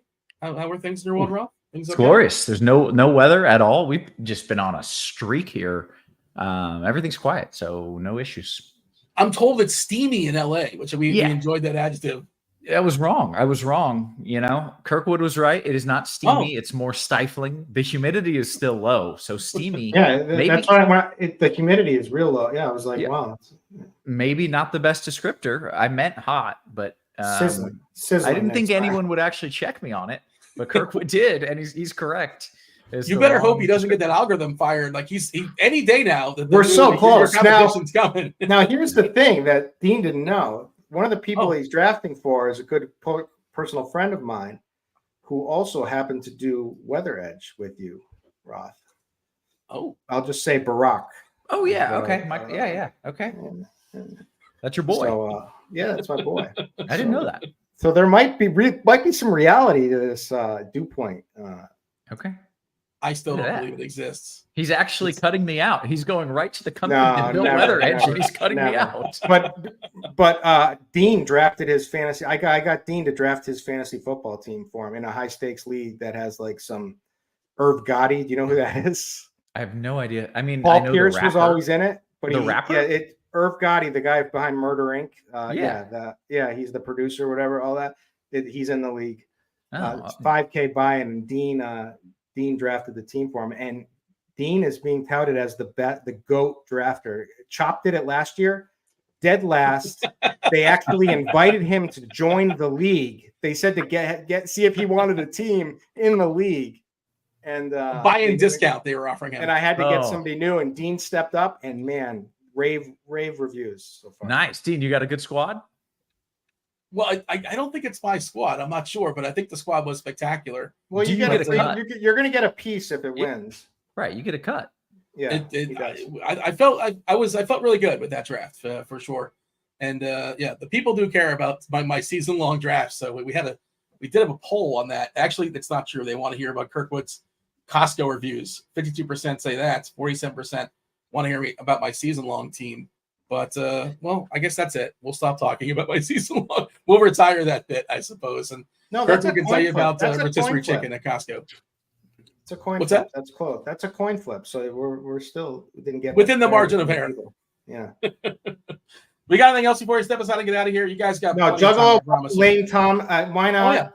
If we're gonna have if Lane is ever gonna hit a home run, it might as well be on chalk night, right? So Lane Thomas is gonna be Juggalo Bomb, and then of course I'll say 2 in the same game, like a pair of knockers that chalk likes to do. I'll say Big Christmas, Noel as well. There you go. I like it. I wonder how chalky Cleveland's going to be. I'm in on Cleveland. How certain are we that Nestrini's coming in, Dave? I know you wrote about him today. We thought he was starting. What are our expectations? I mean, I'm like 60% that he comes in. Like it's not anything close to certain. Yeah.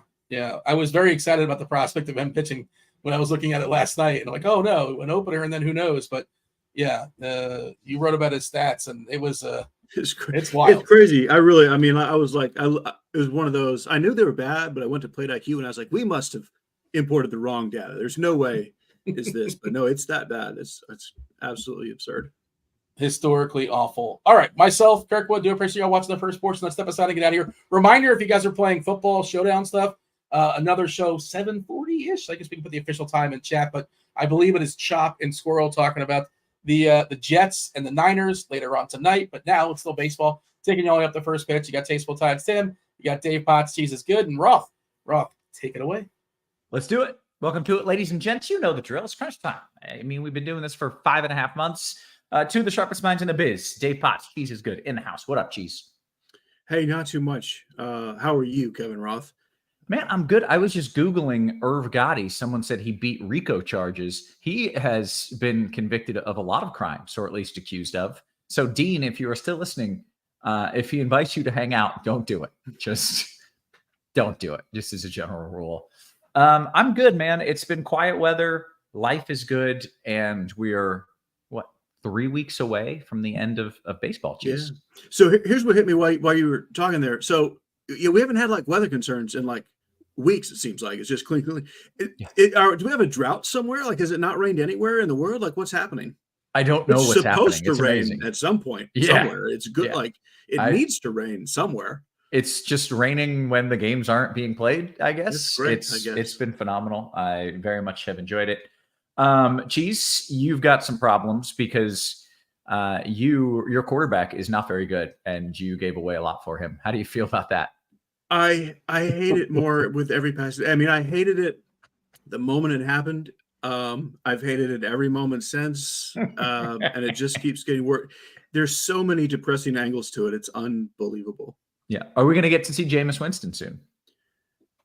No, that's the problem. I doubt it. Yeah. Right. You're already so pot committed. Like they have to stick with it. What are we going to do? I don't know. We're going to lose. That's what we're going to do. We are the best team that's going to be bad. Yeah. That's terrible. Okay. Well, hey, happy NFL to you. I'm a Giants fan, so I don't have all that much room to, at least we're supposed to be terrible. So I've got that going for me. We're just terrible all around. Hey, you know what? We've got Tasteful Tides in the house as well. He is not terrible. He is, he's a good man. And are you a Patriots fan? No, not really. I think the only Boston team that I'm really a fan of is the Bruins. So, okay. Do you have an NFL team? Not really. No. It's just purely for betting purposes. I don't really have a fandom for any particular one team. Okay. Will you watch a game, an NFL game, if you are not betting on it? Absolutely not. The only sports that I'll watch that if I don't have money on is hockey and golf, pretty much. Okay. Nothing wrong with those choices. I approve. How you doing? You feeling good? Yeah, I'm doing well. Survived yesterday. Lost a very, very few dollars, which is okay. My cash team got there. My GBP team did not quite get there. So, but I'm excited for baseball tonight and showdown. So a lot of stuff going on tonight. Okay, very good. I entered 2 lineups in the $5 milli, and one of them was pretty bad, and the other one was so bad that it might be a record. Like it scored like 50 points. Like, do you know how hard it is to score that few points? It was really impressively terrible. Guys that I spent $7,000-8,000 on got like 3 points, and I was like, I'm not sure how I was able to do that with so many different dudes. Yeah, yesterday was definitely that type of day, though. Like a lot of like quote unquote good plays did absolutely nothing. So if there's ever a slate to have that happen, there's definitely yesterday. Yeah, to come at the very, very bottom of everyone yesterday, it was really pretty jarring. Everybody, icicles up and down all the way through. Hey, we got to get to the content here. We've been we've been chitting and chatting and doing that, but we got to talk about some baseball. And for that, Cheese, I think we can kind of dive into the slate, which I'm just guessing does not have a lot of good pitchers and does have a lot of good hitters based simply on the board that I saw from the prior show. Yeah, it's definitely more that it doesn't have a lot of good pitchers. That's the thing. Like, we've got very dicey chalk, but with even dicier pivots off that chalk. The good news is you don't really have to pay for any of the pitching. So at least you're not spending $11K for bad chalk. But basically, I guess Carlos Rodon and David Festa are the chalk. How does that sound to you, Roth? David Festa chalk? Does that work for you? I don't really know these people, so Yeah, I don't think that's. I mean, good. it's a slate that it is. Yeah. How would you feel about hearing that something called a Joey Cantillo is probably like the third or fourth highest owned pitcher? I definitely don't know that person. Yeah. Okay. So this is what I think. It's totally reasonable to say, because there's nothing good, you're going to play just weird pivots for the sake of ownership, which would be like Brian Bayo, Brady Singer, Walker Buehler, or Tyler McGill. The problem with that is you're not really getting any extra upside, and you're getting a whole bunch of extra downside. And even if the chalk, the kind of expensive chalk, is kind of bad, it's probably fine. Like, if it seems silly to say, but if Carlos Rodon and David Festa each score like 10 DraftKings points and they're $8,800 chalk, you're probably fine. Because there's no one with upside? It's such a weird slate. The only guy that's cheaper with upside is also should be chalky, and that is Reed Detmers. And I'll tell you that Reed Detmers is my favorite pitcher, my highest owned pitcher. Kind of not even that close. Festa and Detmers are the two that I have. Like, Rodon is the chalk that I'll be underweight on. I'm not fading him by any means. But I'm playing Festa and Detmers for the most part. I'm also playing a little bit of Cade Povich along with Joey Cantillo. Like, these guys are, I don't know. Cantillo is definitely bad. He's cheap and he's facing the White Sox. But tell me if this, Roth, gets you more excited about playing Cantillo. He has never once in his life not once ever scored double-digit DraftKings points. I mean, is he a rookie? How long? No, that's only a few starts, but you would think he'd do it well. He's never even hit 8 DraftKings points. Yes, it's not great. I don't know. He's not good, and it's not fluky. It's not fluky sample size. He's just. But has he ever pitched against the shitty White Sox before? Well, that's the thing. So, like, if you consider them to be a AAA team, he was borderline not horrendous at AAA. Oh God. So I would rather play Povich than Cantillo. If you have the, whatever it is, $500 or something. But for the most part, I'm eating all the Festa, Detmers, Rodon, chalk, and just saying, I don't think it matters what happens at pitcher as long as you don't get a negative 15. And that's it. Like, I'm not playing the weird, dumb pivots because they're not good and they're in bad matchups. Like, I'm not sure that it's not the best idea to play a little more Singer or Brian Bayo just because they are decent pitchers. But I can't tell you to do it, and I can't tell you that I'm doing it. Wow. This is kind of a fascinating pitcher slate. Okay, I want to kick it to Tim. Real quick. On FanDuel, I don't know what the price of your boy Detmers is, but is he your highest? Yeah, so the only difference on FanDuel is Rodon is considerably more expensive. So to me, Festa and Detmers are the far better plays on FanDuel. And like pretty much my entire pool would be Festa and Detmers on FanDuel. Okay. Tim, I want to bring you into the equation here as you're looking at these pitchers. What's your plan of attack? Yeah, this is a really, really ugly night for pitching all around. I'm really fully on board with what she said. Rodon, Festa, Detmers. I would be mixing combinations of those three. I do have one quick question for Cheese. Yeah. Would you rather play Walker Buehler over Joey Cantillo? So that was the one. I mean, I went back and forth all day.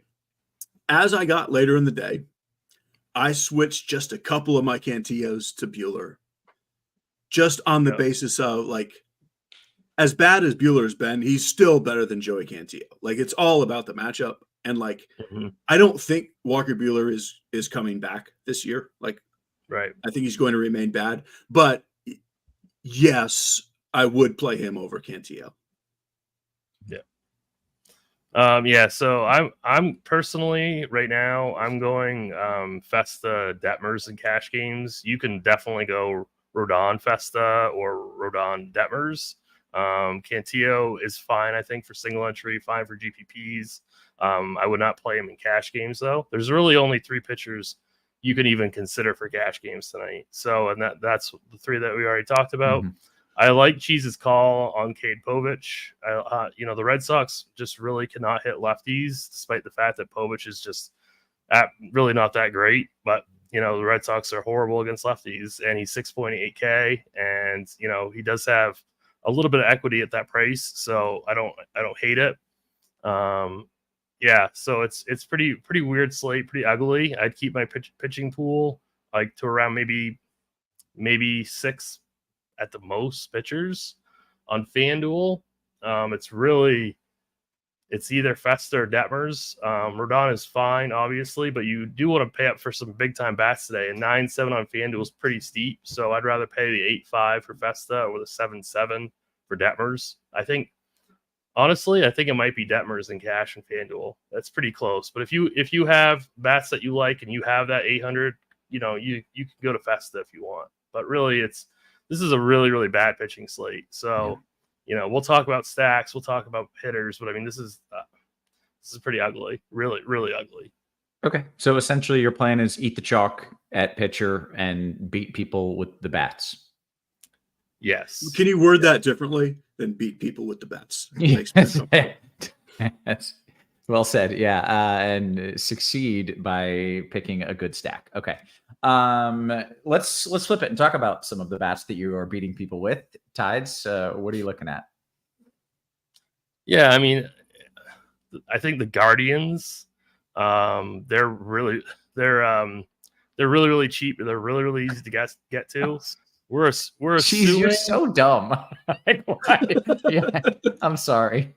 You got me with beat people with the bats nonsense. That's all. It's a delayed laugh. I'm sorry. It's that type of night, really. Yeah, it's a long season, man. I'm gonna and it's myself. A long season. Yeah, but yeah.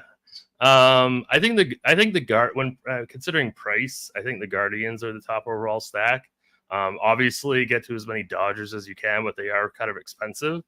But I think, price considered, I think the Guardians are my favorite stack. I don't really care who's coming in. We're hoping that it's Nick Destrani, but I mean, really, who are they going to bring in that's really going to ruin this stack? So I'm not really up in arms about who's going to come in and who isn't. So I'm still going to play stack Guardians heavily. Obviously, guys like Ohtani and Muncy, Freddie Freeman are fantastic plays for the Dodgers.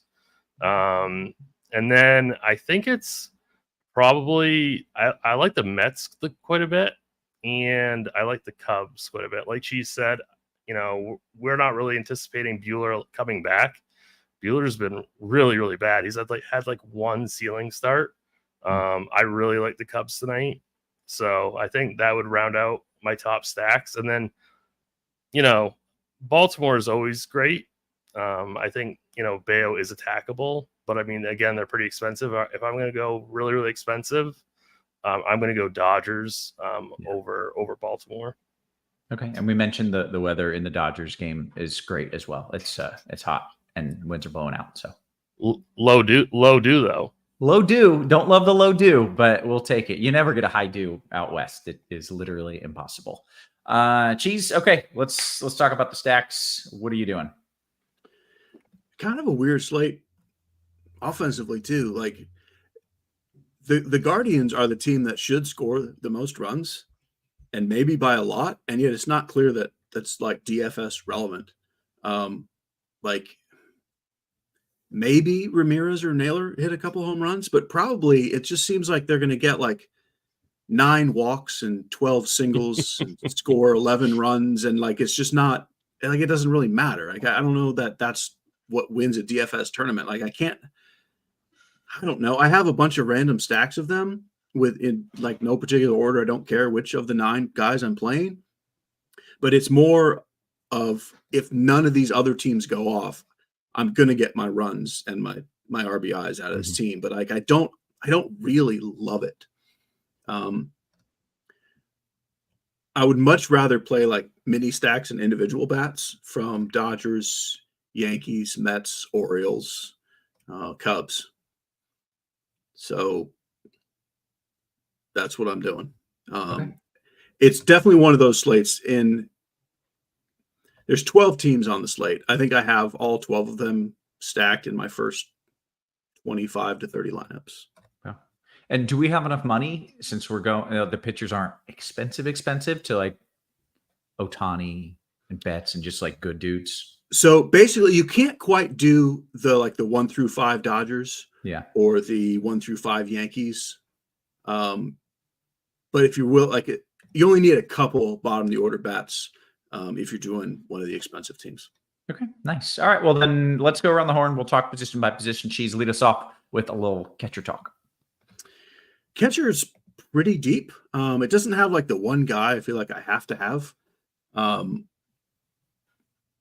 I think my highest owned catchers are going a little cheaper, like under 4K, which means Will Smith is pretty much only in Dodger stacks. I have a little Sal Perez. Rutschman is expensive and only in Oriole stacks. Even Austin Wells is kind of expensive. So I'm playing like David Fry, Connor Wong, Francisco Alvarez, Danny Jansen, that kind of thing. But I don't really care who my catcher is. It's like a lot of these other positions have it clear, like best 1 or 2 bats. Like I don't care what the rest of my team is. I want this guy. Catcher, they're all decent, but I still lean a little more towards just leaving it to the end, which usually leaves it in a stack. Okay. Or great. just what sour you have. All right, Tim, your thoughts of catcher? Yeah, I mean, I pretty much mirror Cheese's thoughts on catcher. David Fry is definitely your cash game catcher on DK. I think my next favorite catcher would be Will Smith. I love the Connor Wong call. Don't mind getting to a couple of those cheap Red Sox righties. So I think Wong kind of fits the bill. And one thing I wanted to say real quick on FanDuel, if you're not paying up for Freeman, Vlad, Naylor, there are catchers that you can play, like David Fry, who's 2.8, like Ryan Jeffers, who's 2.8. So I would not immediately cross off catchers completely off the list playing GPPs on FanDuel. Okay. I want your first base thoughts, but I got this question that just blew my freaking mind from TT. Hey, are we concerned that in 4 starts, Povich has yet to have a positive number in terms of DFS points? Is that correct? He's been negative every time? He doesn't mean Povich, or he's not looking. He struck out 10 batters last game in 7 scoreless innings, so I don't know what he's talking about. Okay. All right. Because I was confused why we were mildly excited to play this person if that was a fact. Okay. It's not a fact. It's just made up. We will continue. First base, Tim. Yeah, so Ohtani is definitely, the overall best bat on the entire slate. He's 7K, 5K on FanDuel. It's pretty easy to get to, so I definitely wouldn't fool around on cash games. Okay, so TTID said he meant on the road. Who cares? The road. I don't care. On the road. Yeah, I mean, yeah, I'm not too worried about that. But yeah, if you don't have the money for Ohtani, or you want to play Ohtani in the outfield, Freddie Freeman is fantastic. I mean, those are the 2 overall best first basemen on the entire slate. I think next up for me personally would be Josh Naylor. And then I think Michael Busch at 3.8K is a really, really solid price. So I don't mind him. And then I really like getting to some Mets. So I think Pete Alonso at 4.9. Right now on DK, we have Pete Alonso at under 5% ownership. So, I mean, I really like that in large field. Okay. Cheese, your thoughts at first. Are you paying 7K for the big show? Not in most lineups. It's pretty rare to get to him. He is the best play, obviously. It's a great spot for him, but essentially no is the answer.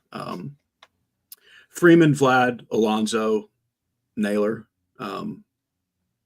are great. I rank them Freeman and then Alonso and then Naylor and then Vlad. And then on DK, like Tim mentioned, Bush. I would also play some Andrew Vaughn. And that's kind of about it. Did get this question from Jar Dog. Should I take Vlad out for Salvi? Cheese. I mean, no, I don't think so. They're close. vacuum, They're close. in a vacuum, you shouldn't, but they are fairly close. Yeah. Okay. Do what you want. Do whatever you want. All right. Cheese, second base. On DK, second base is horrifically awful. On FanDuel, you get Mookie Betts, you get Jazz Chisholm, you get Tommy Edman, and you get Spencer Horwitz. So second base is actually kind of great. I really like Jazz Chisholm out of that group on FanDuel. On the DK side, it's like, I don't like Andres Jimenez chalk outside of Guardian stacks. I would rather play Gavin Lux or save a little money with Will Wagner.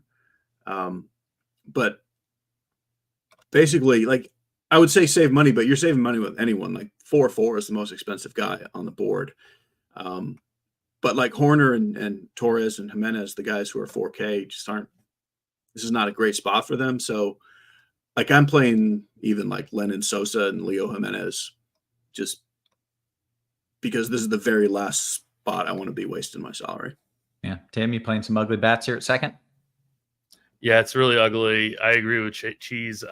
I'm not going to be playing Jimenez despite stacking the Guardians in my single entry team. I'm leaving him off. Yeah, I think going down to maybe a Romy Gonzalez. This is on DK, by the way. I think maybe going to like Romy Gonzalez at 3K, Will Wagner at 3.1, even Gavin Lux at 3.8. I like a little bit more. Cheese is absolutely right on FanDuel. Second base is a pretty sweet position. I think if you're playing cash or like single entry, probably Tommy Edman is your best bet. But I love the Jazz call, and I love the Mookie call. Playing him at second is definitely a really smart idea. I don't even mind Gleyber Torres on FanDuel at 2.9. So I think that's a pretty decent play as well. Okay. How about third base, Tim? So third is a pretty awesome position. I think it's probably Muncy in cash, but if you go Jose Ramirez, I certainly cannot fault you. It's those two guys are the top overall third baseman, and they're priced correctly. So I think it's one of those two guys in cash. Jazz is third base eligible on DK at 5.2. I think he's really great for tournaments at 3% projected ownership. So I think he's a fantastic GPP play.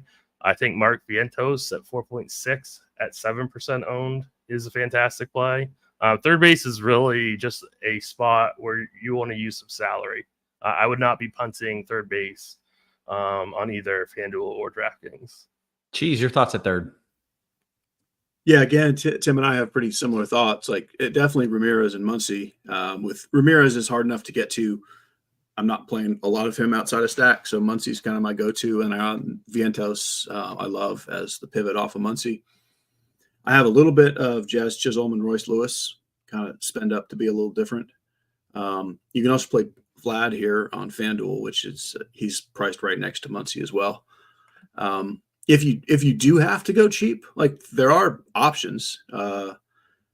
Addison Barger, Romy Gonzalez, Cabrera for the Yankees. It's fine. But kind of like Tim said, if you can spend up at third, spend up at least to like the Muncy Vientos range. Okay. How about shortstop, Cheese? Yes. Bobby Witt, Gunnar Henderson, Francisco Lindor. And there are cheaper options too, like Trevor Story's back. We got Tommy Edman, Dansby Swanson's pretty cheap on DK. You also had Mookie Betts in on FanDuel. I have a slight preference for Gunnar Henderson and then Bobby Witt, but like flip a coin and play either if you can afford them. And then Lindor is just slightly behind them. I love those three guys. I'm playing a pretty fair amount of one of those three in most of my lineups. But I am also using in stacks. I'm doing a lot of like Edman and Dodgers stacks or Story or Rafaela and Red Sox stacks. But I'm not going cheap as a one-off. Like I spend up for one of those three. Okay. Tim, your thoughts at short? Yeah, I agree. If you're going to go one-off, I'd go one of the expensive shortstops. I think if you go in the cheaper level, it's probably Tommy Edman. Don't mind that Trevor Story call at all. He's only 2.7 on FanDuel and 3.6 on DK, so don't mind him. Really, it's the same guys as Cheese mentioned. It's just really it's all about getting your stacks right, I don't even mind like Dansby Swanson. He's not going to be overwhelming chalk, so he's a good price point pivot away from a Trevor Story or a Tommy Edman, who are going to come in twice as highly owned. So I don't mind Swanson either. Have we played Trevor Story all season? He has just not came back. all season. He just came back. Because like that rang a bell as a name that we used to play in years past, and it's literally the first time I've heard him discuss. So that explains that. Okay, take me to the outfield. Sure. So I think it's going to be pretty obviously Ohtani is in the top play. I think Soto is a really strong option as well. Judge, obviously, we have all those guys on this slate. I would say that I really like Tyler O'Neill. And then I'd also say, I think it was a Juggalo bomb, perhaps Lane Thomas. He's 3K on FanDuel and 4K on DK. I think he's a fantastic play, whether it be as just like a one-off or part of a Guardian stack. I think he's cash game viable as well. I really like Lane Thomas tonight. It's not really there's not a lot of great punts. Dominguez for the Yankees got called up. He's 3.6, batting 6th. I think that's an okay part of that Yankees stack. Big Christmas, I guess we're calling him. John Kensky, Noel, 4,200. I think he's fine. George Springer on FanDuel is extremely cheap. He's only 2.8. I like him quite a bit on FanDuel. He's fine also on DK, but I do like him quite a bit more on FanDuel. So there's a lot of different ways you can go. Cedric Mullins is 3K on FanDuel. He's batting 2nd tonight. I really like that play quite a bit. So the outfield is just absolutely loaded. There's a lot of different ways you can go about it. The opportunity cost is tremendous in the outfield on such a small slate. It's kind of a tough. You can't go wrong spending up, I guess. Okay, Cheese, your thoughts in the old outfield?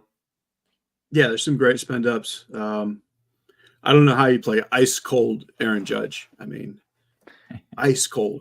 Someone asked about it too. They're like, is he gonna, get Schneid? So what's interesting about I do like Soto better. Like lefties against Singer are better than righties against Singer. But this is also Judge is not going to be 30% owned on a 6-game slate for once. So yes, play some Judge. But he doesn't stand out ahead of Ohtani and Soto for me. I rank them Ohtani, Soto, then Judge. And then after that, Santander would be next. Tyler O'Neill would be next as far as spend ups.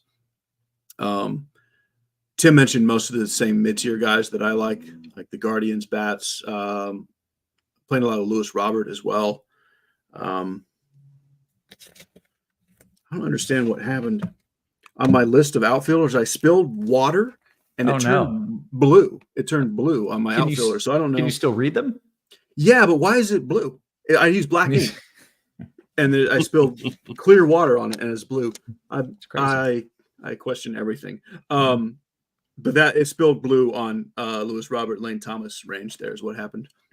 Okay. Do you think that's a sign that maybe I do, but I don't know if it's good or bad. Blue is cold, so maybe not. I don't know. It didn't spill on Judge though, so interesting. Right. Had it turned red, you'd be like, oh, really? Yes.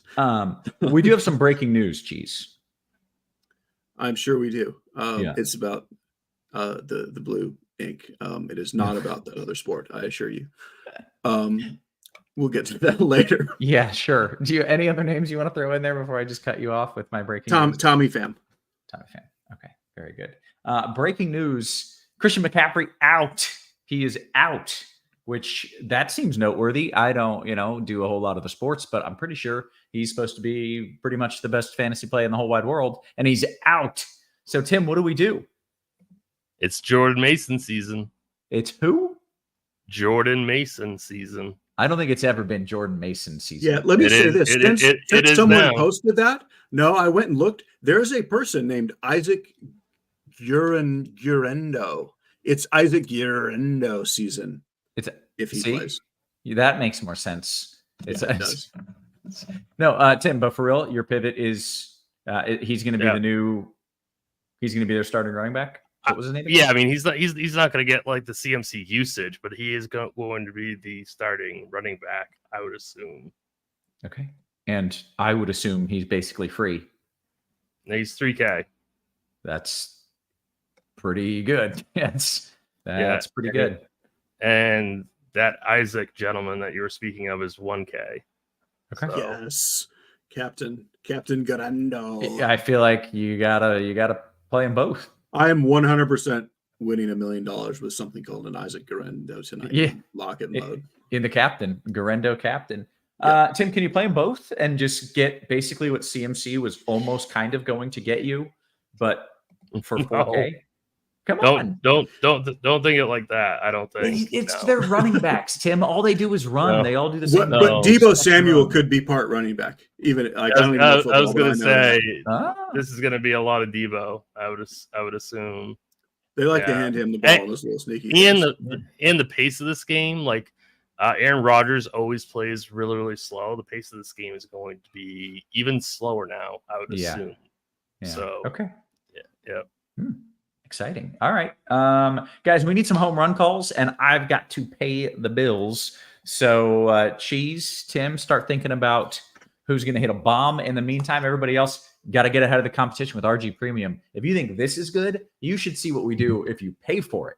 Fantastic stuff behind the paywall. NFL Premium. It's available, obviously, for the season. Non-premium users get $100 off their NFL Premium sub. All you have to do is click through the banner on RG. You can also get a 6-month combo subscription for $469.99. That's a steal. Saves you $250 as opposed to buying 6 individual months of combo premium. If you're not a fan of commitment, 1 month of combo premium, $120. That's basically the cost of a Lego set these days. I know because I just purchased one. And if you just want to test run, dip your toes in the water, 3-day pass is $19.99, which is an incredible deal. Cheese, you want to give us some home run calls? Sure, I do. So I'm not going to name any Dodgers or Guardians. Tim is welcome to name Dodgers or Guardians. Theoretically, all the Dodgers should homer. I'm going to go with Mark Vientos, Tommy Pham, and Danny Jansen. Okay. Tim? I'm going to go Michael Bush plus 575.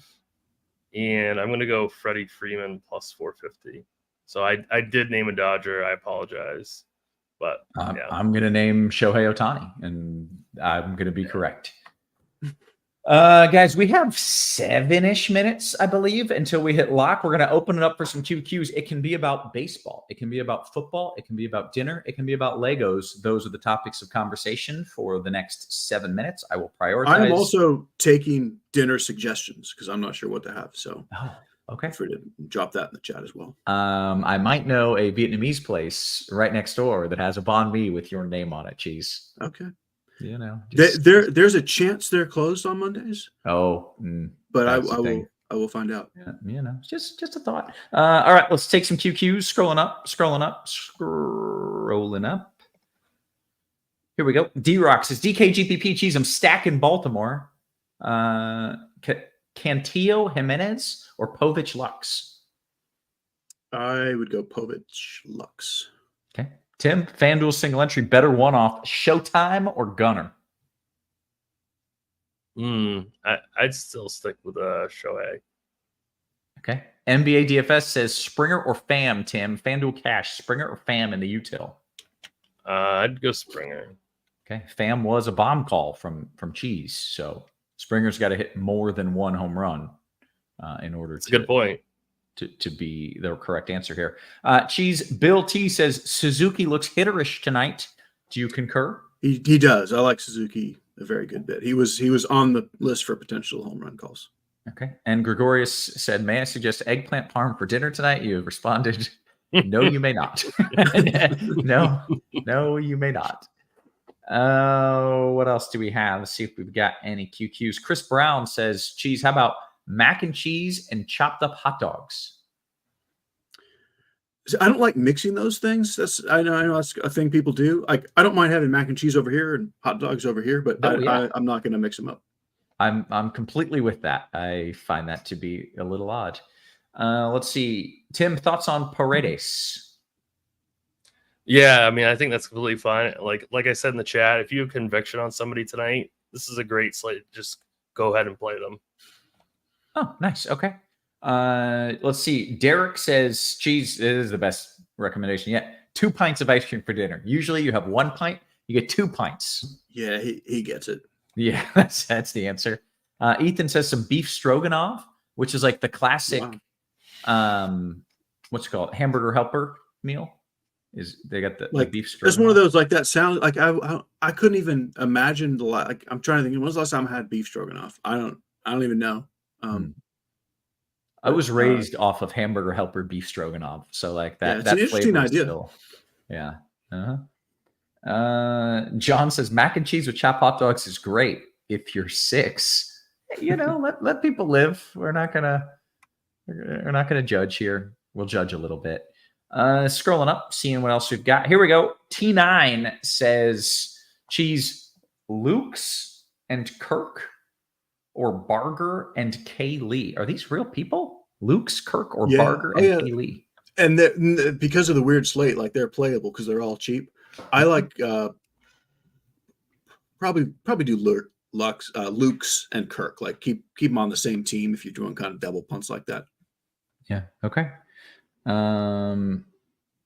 I hope Brandon is kidding. He says, I'm currently snacking on an eggplant popsicle. That can't be real, right? I don't know. Vegans do weird things. I'm just glad that you read that on air. Yeah. I don't know. Was that some sort of innuendo or is he actually... but I thought you were just going to skip over that. Nope. I'm curious. I don't know what that is, what that means, or if that's legitimate. All right, let's see what we've got. DKGPP, I need a shortstop, Tim, under 3.5.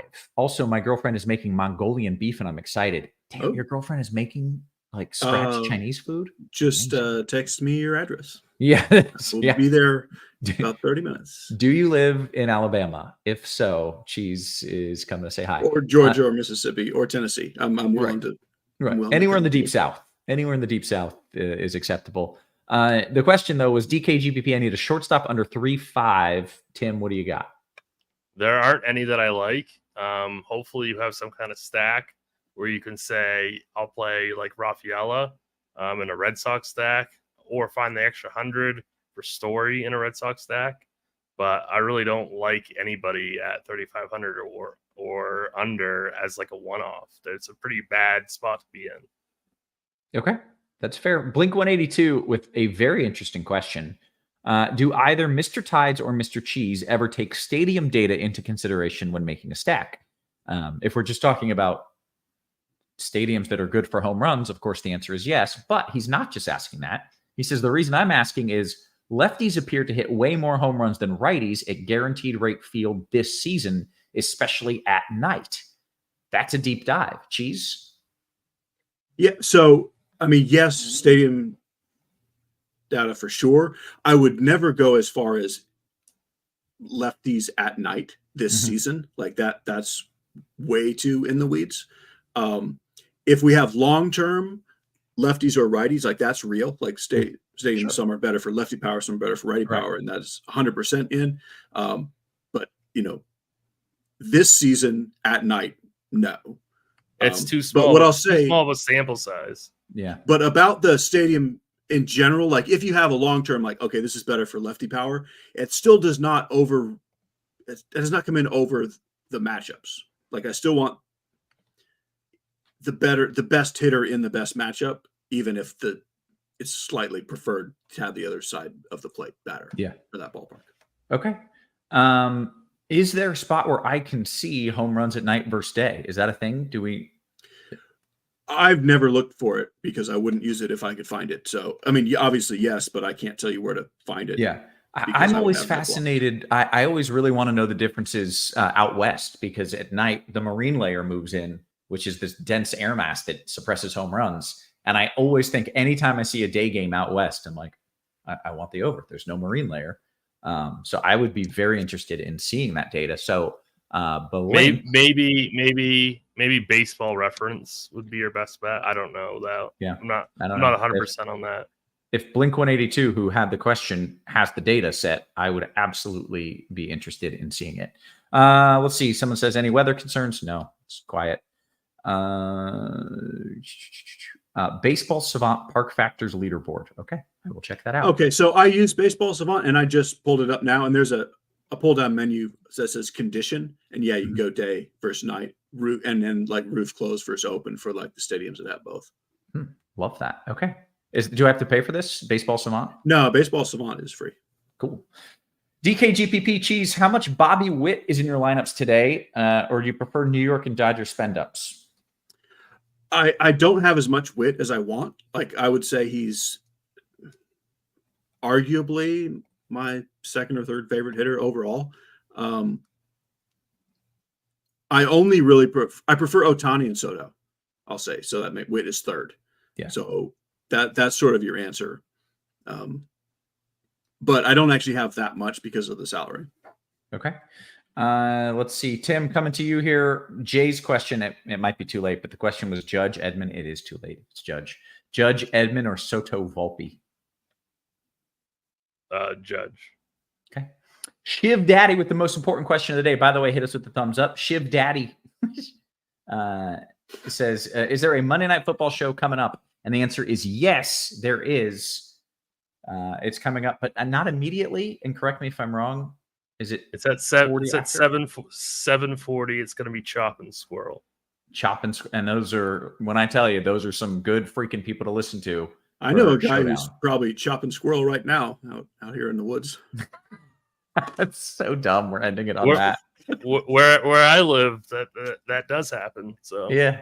Oh yeah. Oh yeah. I mean that, like, I say that as a dumb thing to say, but it's for real happening. Yeah. Chopping squirrel. You ever eat squirrel? Who's eating squirrel which man among us is eating squirrel? I'm not even putting hot dogs in my mac and cheese, so no. Tim, you ever eat squirrel? I'm not going to admit to it. Okay, that's fair. I would admit to it if I had. I've got some real redneck family members in Florida who definitely have, but I have not. I'd give it a shot. I'm not against it.